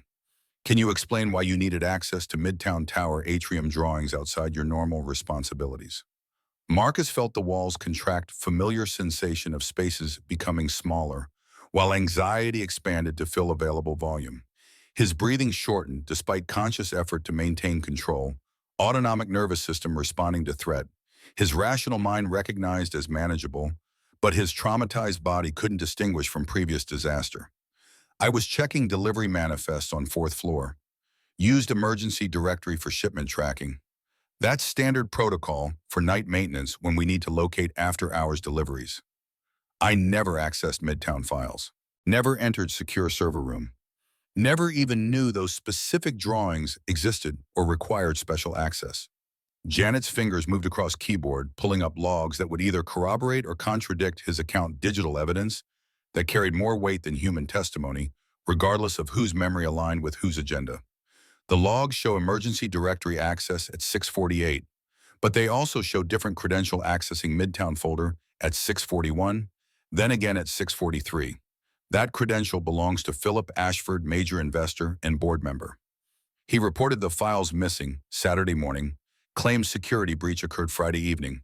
During timeframe, your credentials were active in adjacent directory. The pattern emerged with sickening clarity, frame-up executed with precision that suggested Philip had planned this, carefully understanding system architecture well enough to position Marcus as convenient scapegoat while creating plausible deniability for himself.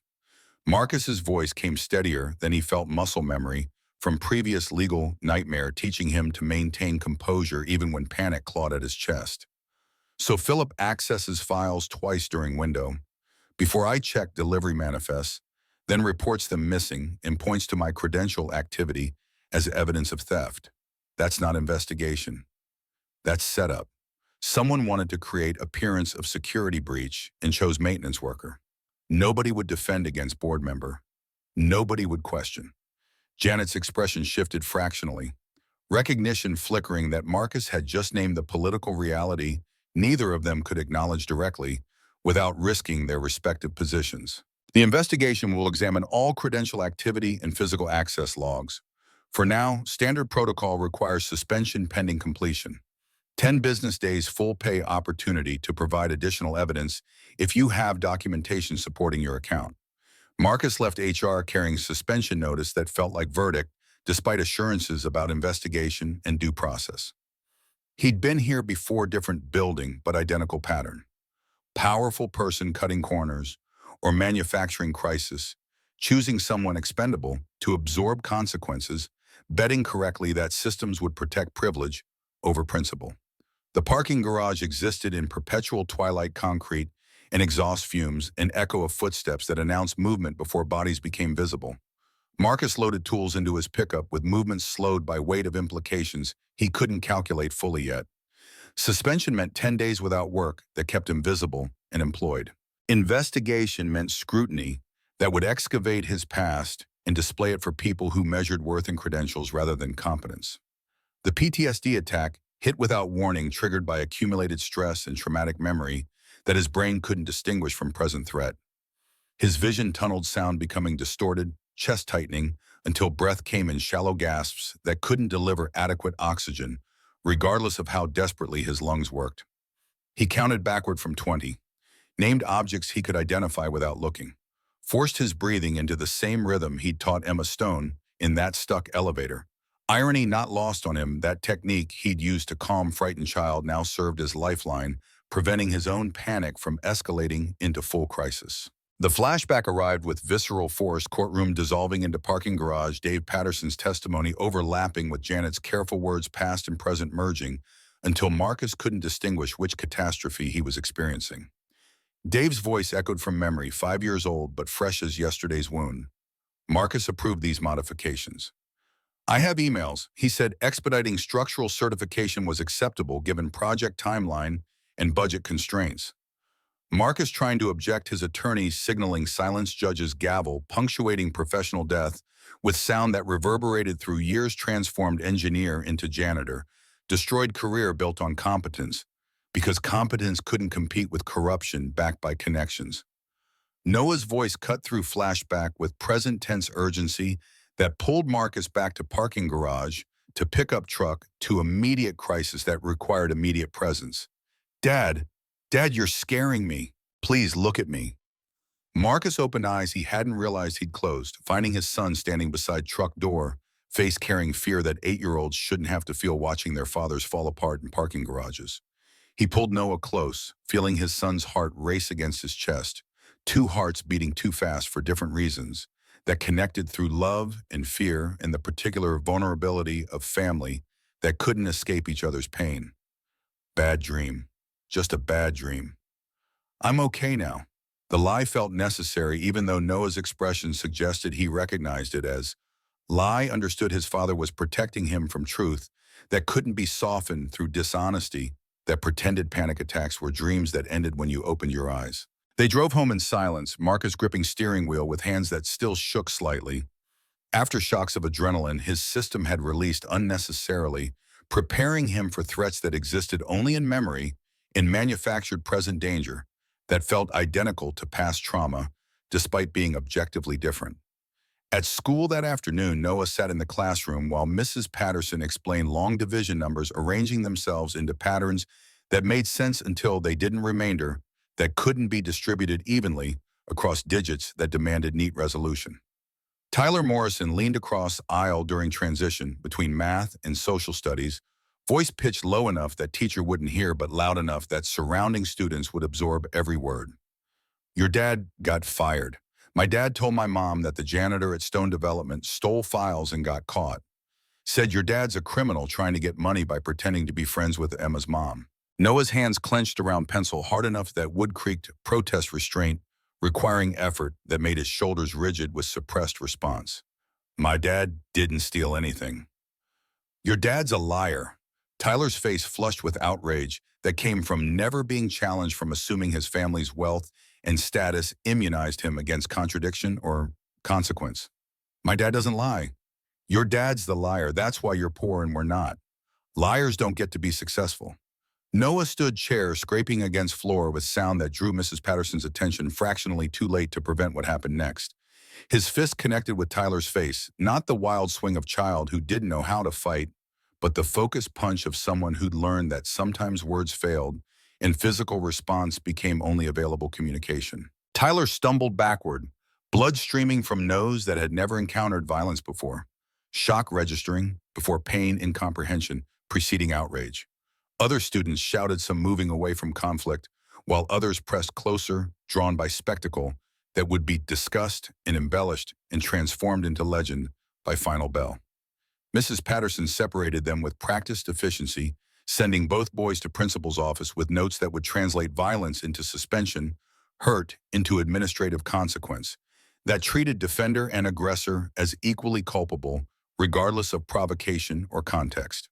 Principal Chen's office smelled like disappointment and institutional authority, furniture arranged to communicate power differential between adult judgment and child behavior requiring correction. Noah sat in chair designed for bodies larger than his 8-year-old frame, feet not quite reaching floor, while Tyler occupied identical chair 3 feet away, tissue pressed against bleeding nose parents already called and en route. Principal Chen studied both boys with expression, suggesting she'd mediated this conflict before with different children facing identical choices between dignity and discipline. Noah, you struck another student. School policy prohibits violence regardless of provocation. Can you explain what happened? Noah's voice came steady despite fear that trembled underneath surface composure. Tyler said, my dad's a criminal who stole files and got fired. He said, we're poor because my dad's a liar. I told him he was wrong. He kept saying it. I hit him. Principal Chen turned to Tyler, whose expression carried outrage that Noah had dared to challenge family narrative that usually went uncontested. Tyler, did you make those statements? He deserved it. My dad said his dad got caught stealing, and everyone knows it. I was just telling the truth.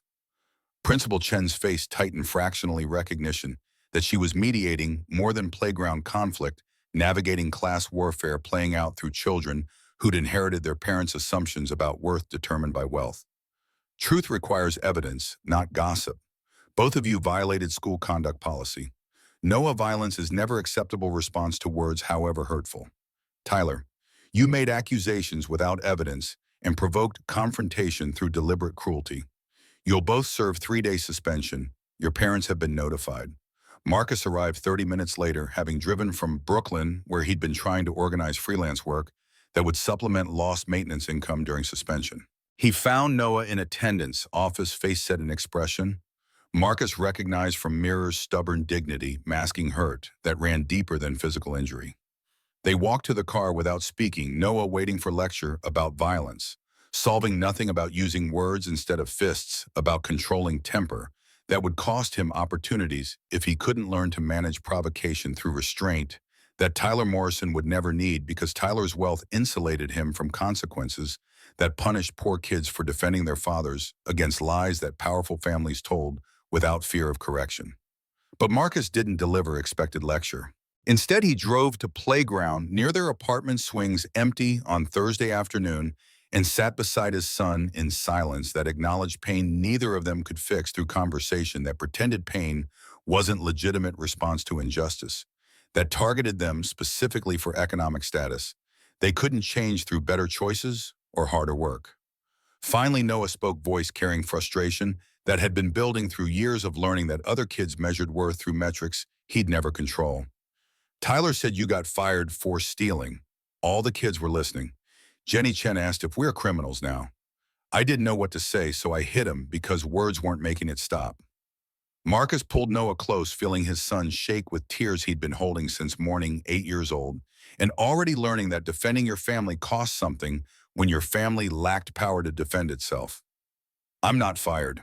I'm on suspension while they investigate what actually happened. Someone lied about me. Someone powerful who knows the system will believe him over me because that's how systems work. They protect people with power and punish people without it. You weren't wrong to defend me. but you're learning the hard way that being right and being punished aren't mutually exclusive. Noah wiped his face against Marcus's jacket, voice muffled by fabric and emotion. Are we going to be okay? Are they going to take our apartment? Are you going to jail? Marcus held his son tighter, wishing he could promise safety. He couldn't guarantee security. That depended on investigation results. He couldn't control future that felt increasingly uncertain with each hour that passed. We're going to fight. We're going to tell the truth. And we're going to hope that truth matters more than power, even though history suggests that's optimistic. But we don't give up, Noah. We don't run. We stand in truth until it wins, or until we've exhausted every option for making it win. The Lakeshore Executive Retreat occupied upstate property where old money gathered annually to discuss portfolios while performing casualness in expensive sportswear.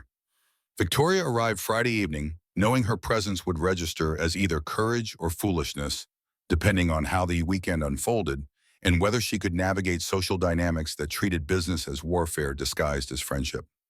Philip Ashford held court near the bar, surrounded by investors whose capital funded stone development projects, and whose approval Victoria needed to maintain authority against board members who questioned her judgment increasingly openly. His expression upon seeing her arrival carried calculation that suggested he'd expected her attendance and prepared accordingly. Victoria, glad you made it. We should discuss Midtown Tower and the unfortunate security situation.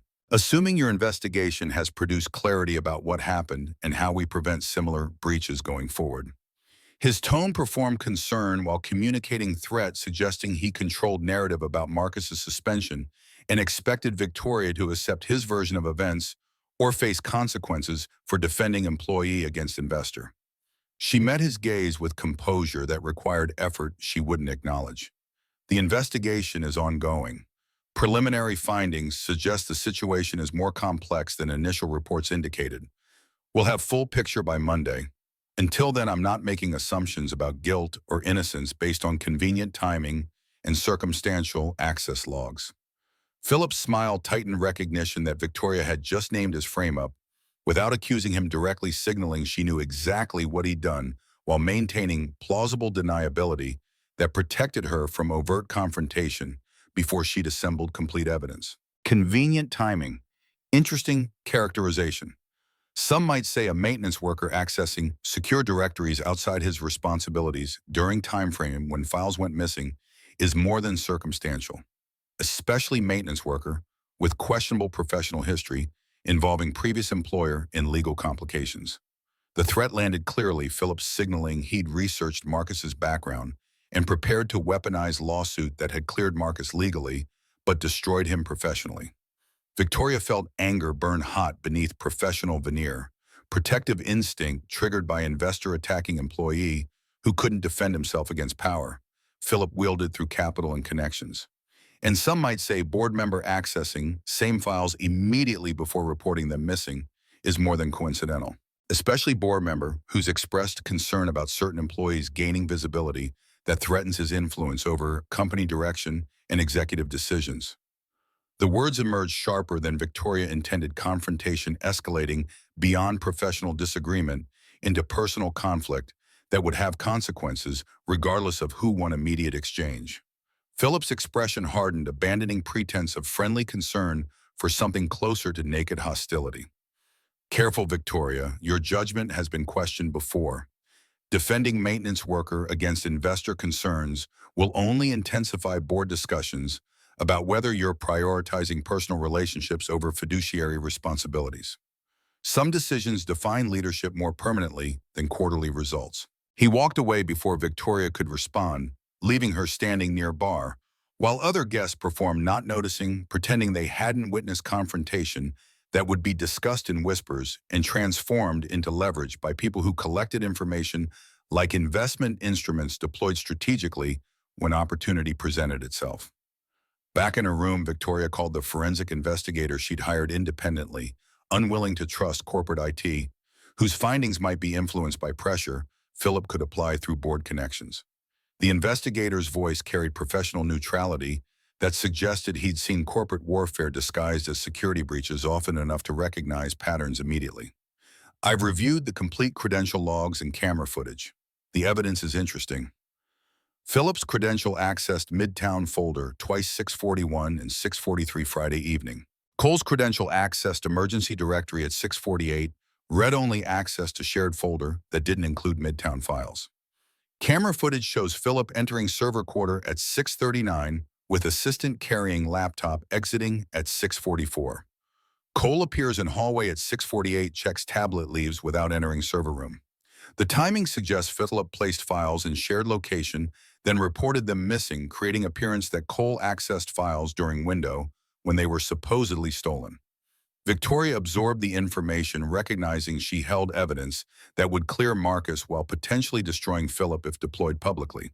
The question was whether she possessed courage to use it, knowing that clearing one employee might cost her relationships with multiple investors who'd interpret her defense as personal biases rather than principled, stand against manufactured crisis. She thought about Emma asking for Dad, who was actually here present rather than merely appropriate. She thought about Marcus talking her daughter through panic attack with nothing but voice and breathing exercises. She thought about Noah defending his father with fists because words failed against lies powerful families told without fear of correction. Some choices define leadership more permanently than quarterly results. Philip was right about that. He just didn't realize Victoria might choose definition that prioritized people over portfolios, character over capital, truth over temporary comfort, that came from avoiding confrontation with investors who measured her worth exclusively through their returns. Monday morning arrived with Marcus still suspended and Victoria preparing for emergency board meeting where Philip would demand her plan for addressing security concerns and investor confidence threatened by her refusal to accept convenient narrative about guilty maintenance worker and innocent board member. The call came at 7 from Elena Rodriguez, CEO of Rodriguez Holdings, whose reputation preceded her as investor, who prioritized authentic leadership over short-term profit maximization. Victoria had never met her but knew her work, Sustainable Development Fund, that invested $500 million annually in companies, demonstrating that principle and profit weren't opposites. Victoria's voice carried cautious hope mixed with confusion about why Elena Rodriguez would call before market opened on Monday morning. Ms. Rodriguez, I'm surprised to hear from you. What can I do for you? Elena's response came direct, dispensing with pleasantries Victoria hadn't prepared for anyway. I've been watching your situation unfold. Read your daughter's question at the gala. Reviewed your company's history and current controversies. I'm interested in discussing investment opportunity if you're willing to meet today. My schedule's clear. Your office at 10 Victoria agreed, ending call with mixture of relief and suspicion that felt appropriate when salvation appeared too conveniently, exactly when needed most desperately. Meanwhile, Emma and Noah sat in Victoria's penthouse kitchen, where Emma's mother had reluctantly agreed they could work on school project together, makeup assignment, for days they'd missed due to Noah's suspension. The tablet Marcus had given Noah for homework purposes sat between them, screen displaying architectural design software they'd been using to create model buildings that address real family needs. Emma noticed notification banner that appeared when Noah unlocked the device alert from Friday evening that neither child understood significance of, but both recognized as potentially important based on timestamp that matched when Noah's dad supposedly stole files nobody believed he'd actually stolen. System alert. Stone Projects shared folder updated by P. Ashford. Friday, 6:42 p.m. Emma grabbed Noah's arm with urgency that made him drop stylus he'd been using to adjust window placements in their virtual building design. Noah, this is evidence. Your dad's tablet recorded that Mr. Ashford updated files at 6:42, but your dad wasn't supposed to access files until 6:48. That means Mr. Ashford was moving files before your dad even looked at anything. This proves your dad didn't steal them. This proves someone else was doing something with those files first. Noah stared at screen, understanding dawning that they just found proof adults needed, but didn't know existed evidence that would clear his father if they could get it to Victoria before board meeting, where Philip would demand Marcus's termination and Victoria's acceptance of narrative that protected powerful investor over powerless employee. Emma was already texting her mother, fingers moving with speed that suggested she'd inherited Victoria's ability to act decisively when moments required immediate response. Mom, emergency, you need to see this before meeting. Noah's tablet has timestamps showing Philip updated files before Dad supposedly stole them. This is proof. Come home now. Victoria received text while preparing for Elena Rodriguez meeting information arriving from source she hadn't anticipated informed that changed everything about how she'd approach both conversations that would define whether she maintained authority or surrendered it to investors who measured her worth exclusively through their returns rather than her principles. She called off the board meeting, citing new evidence requiring review before proceeding with personnel decisions. Then she headed home to examine what two children had discovered through accident and determination proof that adults with resources and authority had failed to find because they had been looking in wrong places or hadn't been looking at all because accepting convenient narrative required less work than excavating truth. The evidence was irrefutable. Timestamp from device that had been passively monitoring shared folder, automatically generated notification that couldn't be faked or manipulated. Documentation showing Philip had updated files at 6:42, while Marcus's access at 6:48 had been read only to different directory entirely.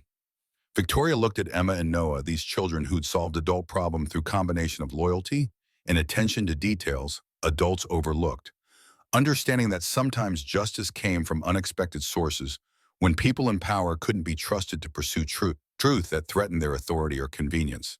Emma's voice carried mixture of triumph and concern, recognition that they'd found evidence but couldn't predict what Victoria would do with it or whether finding truth guaranteed justice when systems protected powerful people against consequences that routinely destroyed powerless people for lesser offenses.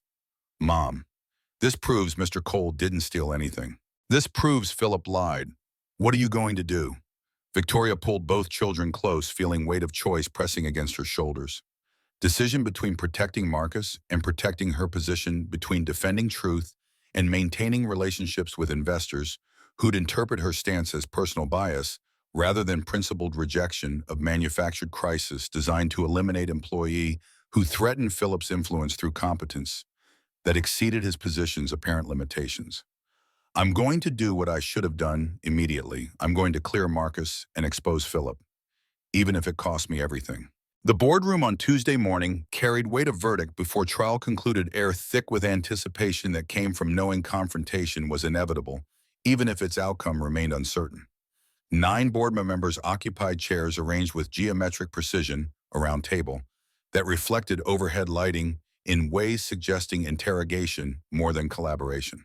Philip sat near the head expression, carrying confidence of someone who controlled room through invested capital and strategic relationships that translated money into authority.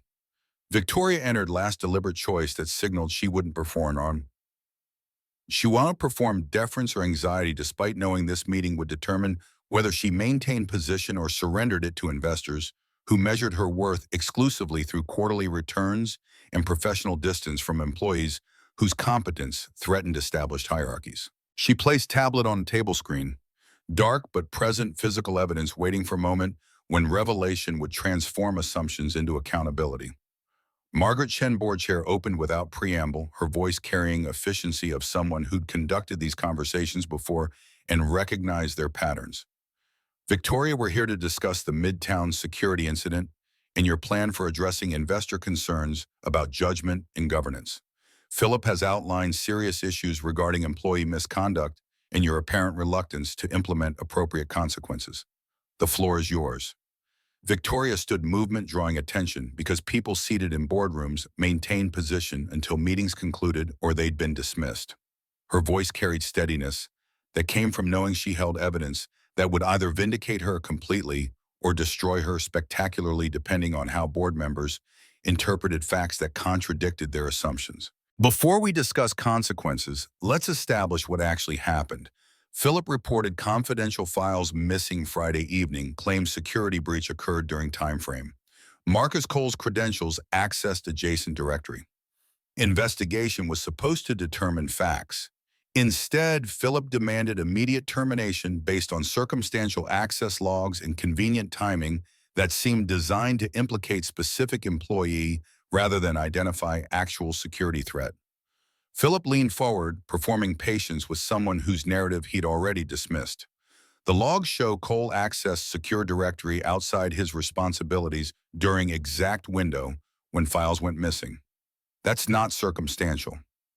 That's documentation of unauthorized access requiring response that protects company assets and investor confidence. Your reluctance to act decisively suggests personal bias is compromising professional judgment, which brings us back to fundamental question about whether you're prioritizing employee relationships over fiduciary obligations. Victoria activated tablet projecting timestamp from Noah's device onto screen where everyone could examine evidence Philip hadn't anticipated existing. The logs show more than you reported. Marcus accessed emergency directory at 6:48, read-only access to shared folder that didn't contain Midtown files. But different credential accessed those files twice before Marcus even arrived on fourth floor. Your credential, Philip, 6:41 and 6:43. Camera footage shows you entering server quarter at 6:39 with assistant carrying laptop exiting at 6:44. This notification was automatically generated by device passively monitoring shared folder timestamp that can't be manipulated or falsified. You moved files during window. You later claimed they were stolen, then reported Marcus for accessing location where you'd placed evidence designed to implicate him. Silence expanded to fill space. Truth had occupied board members performing simultaneous calculation about whether Victoria had just exposed fraud or manufactured counter-narrative to protect employee she was personally invested in defending. Philip's face cycled through expressions too fast for conscious control, shock giving way to calculation that suggested he was already formulating response that would reframe evidence as misunderstanding rather than deliberate frame-up. That notification proves nothing except I accessed files I'm authorized to access as board member. Reviewing project documentation. Marcus accessed directories outside his maintenance responsibilities, creating appearance of security breach regardless of whether he actually stole anything. The optics alone justify suspension pending complete investigation. Victoria had anticipated this deflection, prepared for Philip's attempt to transform documentation into ambiguity that would let him maintain plausible deniability. Optics, interesting word choice, because the optics show board member accessing files immediately before reporting them missing, creating incident that justified removing employee who'd recently gained visibility through competence that threatened your influence. Marcus saved Riverton with engineering expertise that cost you nothing but expose that maintenance worker, possessed skills exceeding many consultants. We pay 6 figures annually. That visibility made you uncomfortable because it demonstrated competence exists in unexpected places when we're willing to notice it, which undermines narratives about appropriate hierarchies and who deserves authority based on credentials rather than character. She advanced to next slide, displaying custody battle documentation. The forensic investigator had uncovered Philip's personal history, revealing patterns that contextualized his professional behavior. Your ex-wife's legal filings describe pathological need for control, inability to tolerate independence in others, pattern of eliminating perceived threats through calculated campaigns that isolated her from support networks until she had no choice but to accept your authority or abandon marriage entirely. You're replicating that pattern here, targeting Marcus, because his competence without credentials reminds you that power doesn't always correlate with position, that respect can be earned through character rather than purchased through investment portfolios. Philip stood abandoning pretense of cooperative dialogue for something closer to naked hostility. You're making this personal when it's purely procedural. Security protocols exist for reasons. Violations require consequences. Your refusal to implement standard discipline because you're romantically interested in an employee who fixed an elevator and solved engineering problem doesn't change fundamental facts about inappropriate access and necessary accountability. The accusation landed in open space, naming what everyone suspected, but nobody had voiced directly Victoria's personal interest in Marcus, framing her defense as bias rather than principle. Margaret cleared her throat, discomfort visible in posture that suggested she wanted this meeting concluded before more damage accumulated. Victoria, perhaps we should discuss this in executive session without Philip present, given his direct involvement in the incident and potential conflict of interest. But Victoria shook her head, recognizing that private conversation would allow Philip to control narrative afterward, reframe evidence as ambiguous rather than definitive, maintain influence through relationships with other board members who'd interpret private resolution as Victoria lacking confidence in her position. No, this gets resolved now publicly with full transparency. Philip manufactured security incident to justify removing employee whose competence threatened his authority. The evidence is irrefutable. Automatically generated timestamps, camera footage, device logs from source he didn't know existed. He can resign from board today with quiet announcement, or I release findings to SEC and let them investigate securities violations related to his coordination with former investors to manipulate our stock price during suspension period designed to pressure me into terminating Marcus without completing legitimate investigation. The threat hung between them, nuclear option that would destroy Philip professionally while potentially damaging Victoria's relationships with other investors who'd interpret her hardline stances as vindictiveness that might target them next if they challenged her authority. Board members exchanged glances, performing calculation about whether Victoria's evidence justified her ultimatum or whether defending Philip served their interests better than accepting his resignation and moving forward under CEO whose judgment they'd been questioning increasingly openly. Margaret spoke carefully, words chosen to minimize legal liability while acknowledging political reality. Philip, given the evidence presented and potential regulatory concerns, perhaps voluntary resignation, would serve everyone's interests better than prolonged investigation. We appreciate your contributions, but recognize this situation has become untenable for all parties involved. Philip held Victoria's gaze, searching for bluff he wouldn't find. She'd spent 3 days reviewing evidence with forensic investigator, confirming every timestamp and camera angle and device log that documented his frame-up attempt. She wasn't performing confidence. She possessed it backed by documentation that would survive legal scrutiny if Philip chose confrontation over retreat. His voice came quiet defeat disguised as dignity. I'll draft resignation this afternoon. Effective immediately. Expect transition plan by end of week. He left without further comment, recognizing when battles couldn't be won through persistence or persuasion, when evidence precluded the kind of ambiguity that let powerful people escape consequences through plausible deniability in strategic relationships.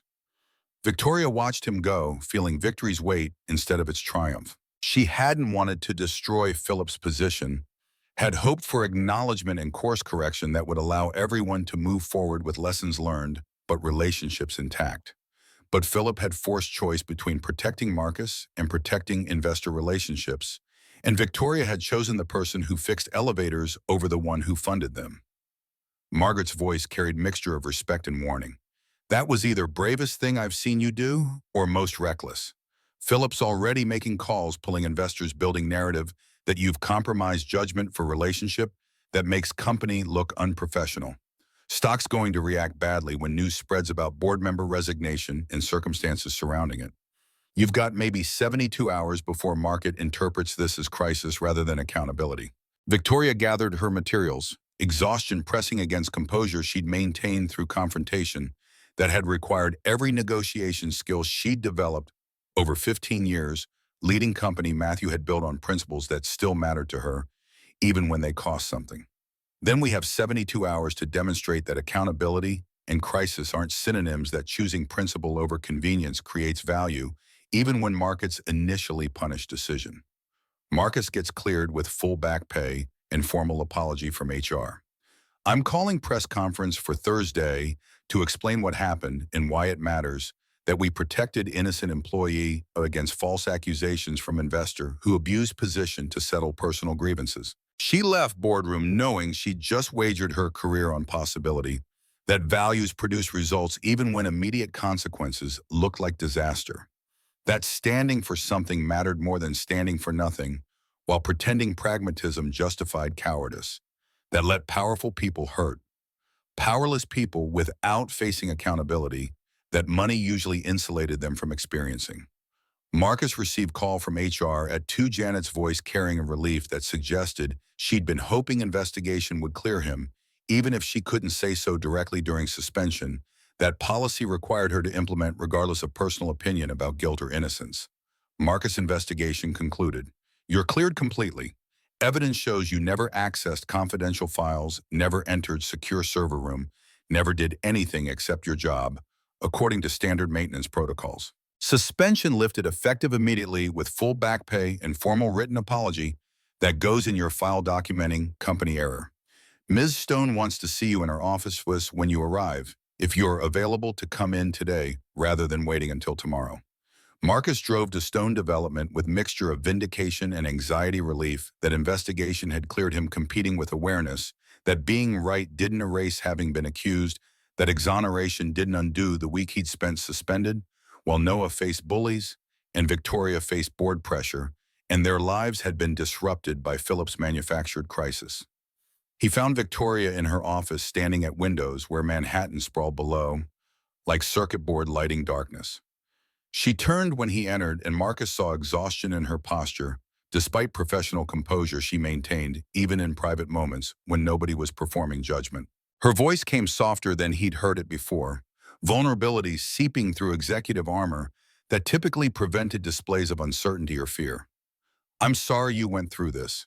Sorry Noah got suspended defending you against lies. Philip spread deliberately to isolate you from support, while building narrative that you were security threat rather than competent employee who made him uncomfortable through expertise that exceeded your supposed limitations."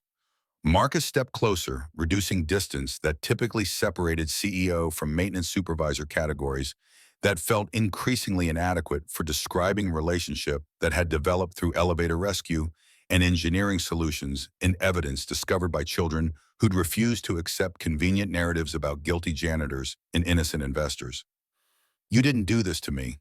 Philip did. You ended it, exposed him, risked your position to clear mine.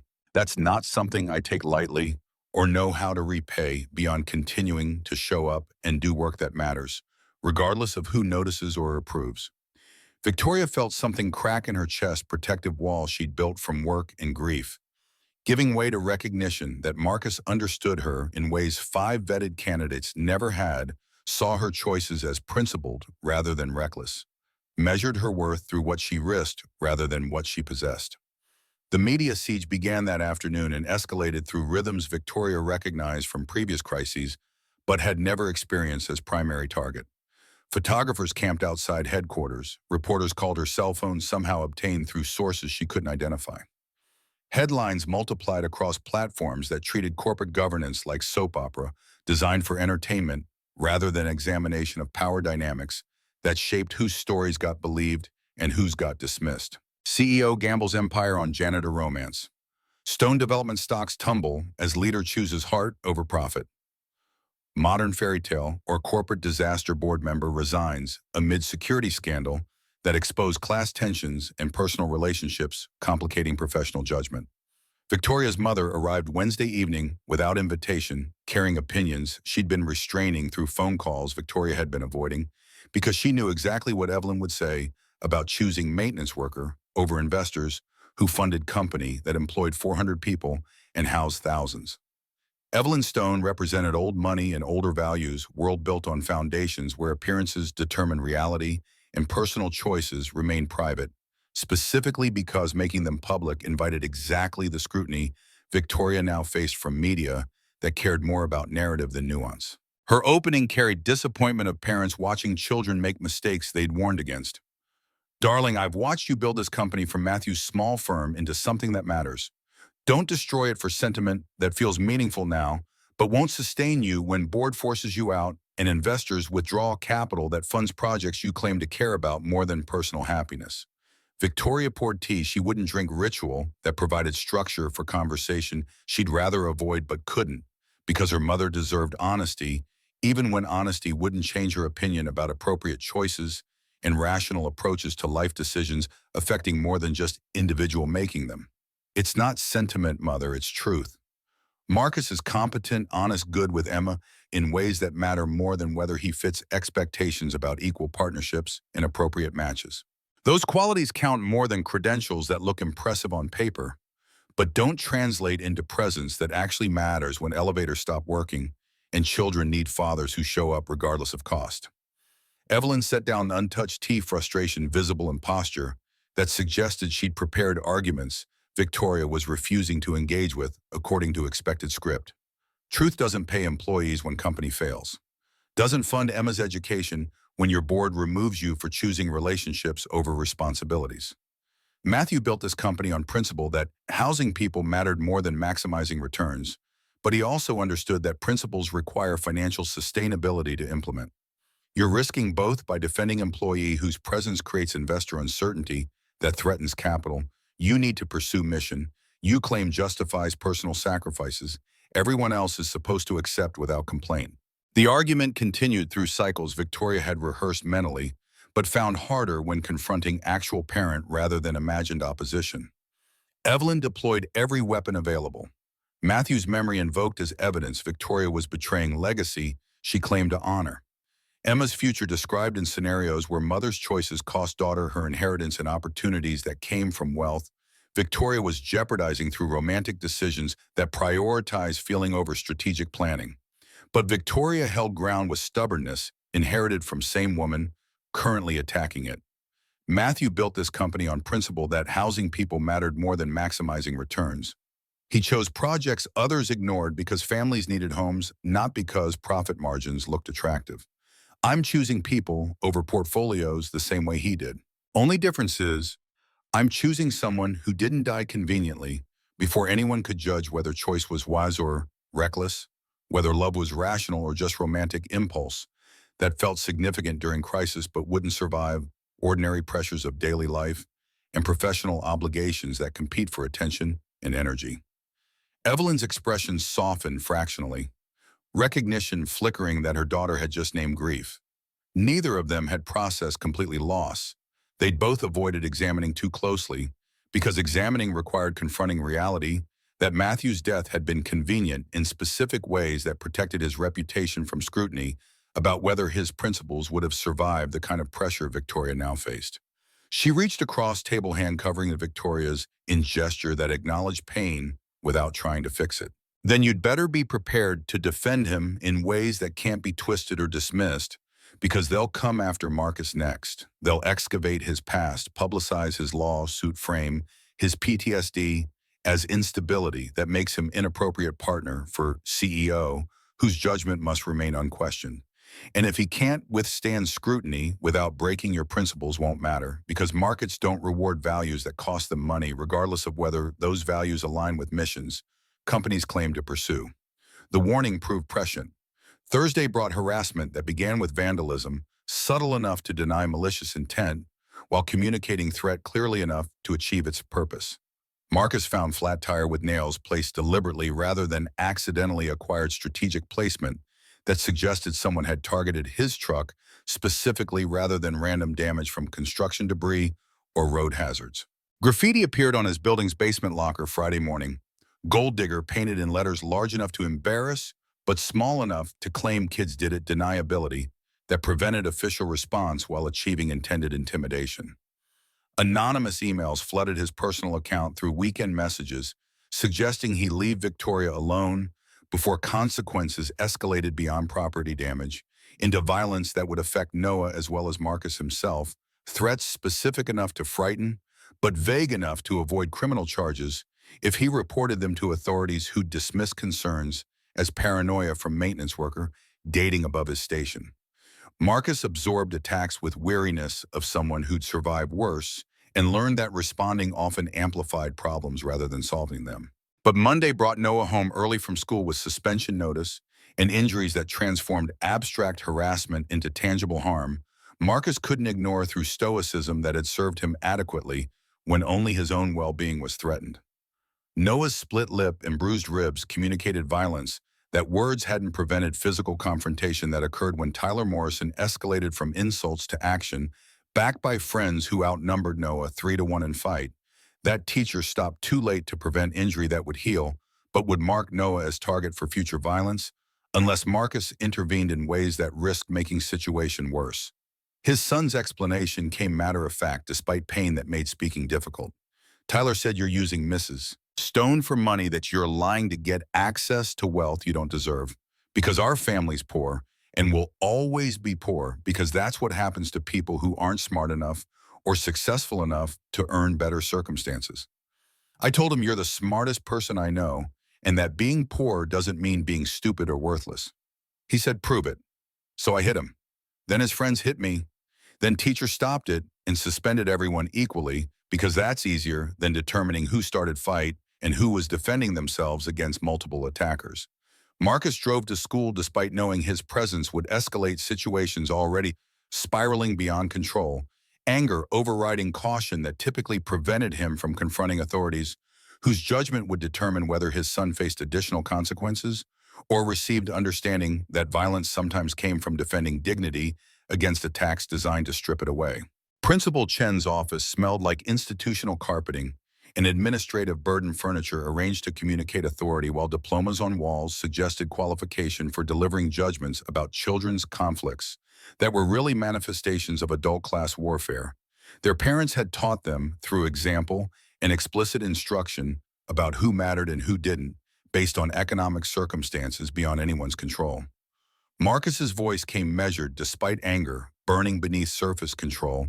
He was losing grip on as exhaustion and accumulated stress overwhelmed the restraint that typically prevented him from saying things that couldn't be unsaid or taken back once authorities heard them and recorded them as evidence of temperament unsuited for parenting or employment requiring emotional stability. My son defended me against bullies who attacked him 3-to-1 using insults about economic status. His family can't change through better choices or harder work.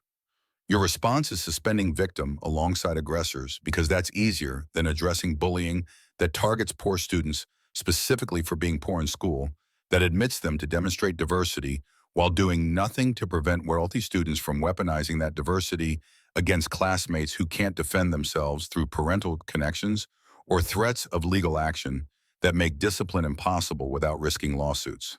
Principal Chen maintained professional distance that suggested she'd heard similar complaints before and had developed responses that acknowledged concern without committing to action that would require confronting wealthy families whose tuition payments and donations funded programs that made school attractive to families like Marcus's, who paid reduced tuition through financial aid that came with implicit understanding they'd accept treatment that full-paying families wouldn't tolerate. Mr. Cole, I understand your frustration, but Noah initiated physical violence. School policy requires consequences regardless of provocation. The other students will face equal suspension 3 days for everyone involved, which represents our commitment to treating all students fairly according to established conduct standards that don't include exceptions for defending family honor or responding to verbal insults with physical force. Noah's hand gripped Marcus's arm, voice cutting through his father's rising anger with clarity. Children accessed when situations required stopping parents from making things worse. Dad, don't. It's okay. 3 days off isn't worth you getting arrested for yelling at principals or doing something that gives Tyler's family ammunition for getting you fired or getting us evicted because landlords don't want tenants who cause problems that attract attention and complaints. The observation penetrated Marcus's fury with accuracy that made him ashamed of losing control while his 8-year-old son maintained perspective. Marcus should have preserved but couldn't when watching Noah pay prices for choices Marcus had made without adequately protecting him from consequences that followed. They left school with suspension. Notice that meant 3 days Noah would spend at home while Marcus worked or looked for freelance projects that would replace income he'd lost during his own suspension childcare arrangements. Neither of them could afford, but would have to improvise because single parenting meant solving problems without resources that two-parent families or wealthy families took for granted. Emma's essay appeared in New York Chronicle Sunday edition, positioned prominently in opinion section, where editors placed pieces calculated to generate discussion and controversy in equal measure. Her teacher had submitted it without Victoria's permission or knowledge, recognizing that 10-year-old perspectives on family occasionally held insights adult commentators missed while performing sophistication that obscured rather than illuminated truth about what children actually needed from parents who were too busy managing careers to notice what mattered beyond quarterly earnings and professional advancement. The essay's title announced its argument without subtlety: what family really means when nobody's performing for cameras.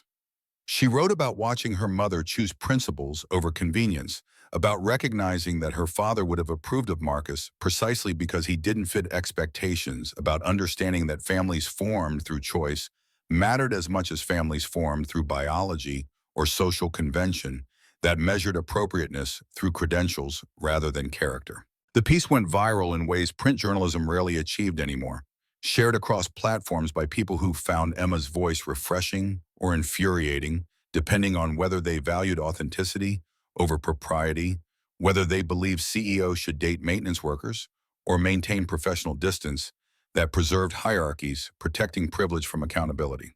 Comment sections divided cleanly between those praising Victoria's courage and those condemning her judgment, between those celebrating Emma's wisdom and those questioning whether 10-year-olds should influence corporate governance through public declarations that complicated investor relationships and board dynamics that determined company direction and executive authority. Victoria read the essay 3 times each pass, revealing new layers in her daughter's understanding of situations adults had been navigating with considerably less clarity. Emma had synthesized months of observation into arguments Victoria herself should have been making. That competence mattered more than credentials. That character revealed itself in crisis, rather than comfort. That families built on honest foundations lasted longer than families built on convenient ones that looked impressive but felt empty. The essay shifted public opinion fractionally, not enough to restore stock prices that had dropped 12% since Phillips' resignation, but enough to complicate narratives about reckless CEO choosing romance over responsibility. Emma's voice introduced variable. Phillips' campaign couldn't account for the child whose welfare supposedly justified everyone's concern, now defending the choice adults claimed it endangered her future and emotional well-being. Elena Rodriguez called Tuesday morning, her timing suggesting she'd been monitoring situation and waiting for a moment when Victoria would be most receptive to investment that came with strings, but also came with validation that Victoria's approach had been correct rather than reckless. I've been watching your situation unfold with interest that goes beyond typical investment analysis. Read your daughter's essay, reviewed your company's history and current crisis. I'm here because you did something most CEOs can't do, something that matters more to my fund than quarterly earnings or stock prices that will recover once markets recognize that authentic leadership creates long-term value that exceeds short-term comfort. You chose principle over convenience and gave yourself deadline to prove that integrity and success aren't opposites. That's exactly the leadership Rodriguez Holdings seeks when deploying capital in companies that demonstrate stakeholder value rather than just shareholder returns. Victoria absorbed this statement with cautious optimism, born from 2 weeks of watching support erode rather than materialize, investors withdrawing capital, while board members questioned judgment and media treated her choices as entertainment rather than examination of power dynamics that shaped whose stories got believed. You understand we're down 12%, lost major investors, including Phillips Coalition, and facing board pressure to implement oversight committee that would strip my authority over major decisions while maintaining my title as gesture toward continuity that preserves appearance without substance. That's not strength. That's crisis management that admits defeat while pretending it's strategic reorganization. Elena's response carried certainty that suggested she'd analyzed situation thoroughly and reached conclusions that differed from conventional wisdom about appropriate risk management and leadership transitions during periods of investor uncertainty. I understand you defended employee against false accusations, chose authenticity over easy profit, created 90-day framework to demonstrate that integrity and success aren't contradictory. Your stock declined because short-term investors panicked when you prioritize people over portfolios. My fund invests in long-term value created by leaders who won't compromise character for quarterly comfort that comes from avoiding conflict with investors who measure worth exclusively through returns that ignore stakeholder impact. The terms Elena offered transformed Victoria's timeline from countdown toward likely failure into pathway toward possible vindication. $200 million over 2 years, board seat for Elena partnership on 3 affordable housing projects that would house 500 families currently waiting for units they desperately needed. Explicit requirement that Victoria maintain CEO position with full authority over strategic decisions that shape company direction, without interference from oversight committees designed to dilute power while preserving appearance of leadership. And one more thing. I read about Marcus Cole's solution for Riverton. That kind of practical innovation from unexpected sources is exactly what sustainable development needs. Would he consider consulting on structural engineering for our projects at market rate for expertise, regardless of where it comes from or who possesses it? We need people who remember foundations, matter more than facades, who solve real problems, rather than winning awards for buildings that look impressive, but don't function well for families who have to live in them. Victoria felt hope rise with caution. That experience had taught her recognition that Elena's offer could transform crisis into opportunity, or could be mirage that disappeared once details revealed complications that sounded good in preliminary conversations, but proved impossible to implement once lawyers examined contracts and board members reviewed terms. That's Marcus's choice. He maintained maintenance position even after everything that happened because he values work that matters regardless of title or recognition. But I'll mention opportunity if you're serious about hiring him for consulting that respects his expertise without requiring him to abandon job that provides stability he needs while rebuilding career. That lawsuit destroyed 5 years ago. The emergency board meeting convened Wednesday afternoon. Victoria presenting Elena's offer with satisfaction of people whose bets paid off before deadlines expired, whose principles had survived long enough to demonstrate they could produce results even when results had seemed increasingly unlikely. Margaret's voice carried relief mixed with remaining skepticism about whether single investor resolved fundamental concerns about judgment and governance that had precipitated crisis in first place. One investor doesn't solve underlying issues about leadership priorities and whether personal relationships are compromising professional decision-making that affects hundreds of employees and thousands of tenants who depend on our stability. But Elena was present via video conference, her response arriving firm enough to preempt further discussion about oversight committees or authority limitations that would strip Victoria of power while maintaining her title. Actually, I've brought consortium. 3 other firms total $650 million, committed over 3 years, contingent on Victoria remaining CEO with full autonomy over strategic decisions. We're investing in her leadership specifically, not committee management that compromises vision for comfort that comes from avoiding conflict with investors who can't distinguish between crisis and accountability that powerful people typically avoid through connections and capital that insulate them from consequences.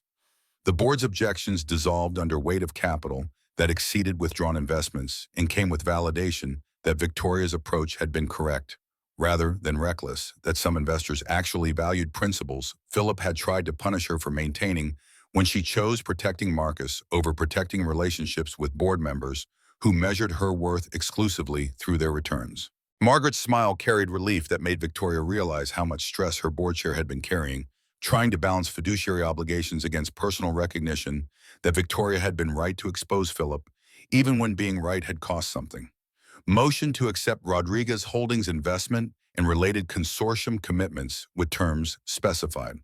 All in favor, the vote passed unanimously.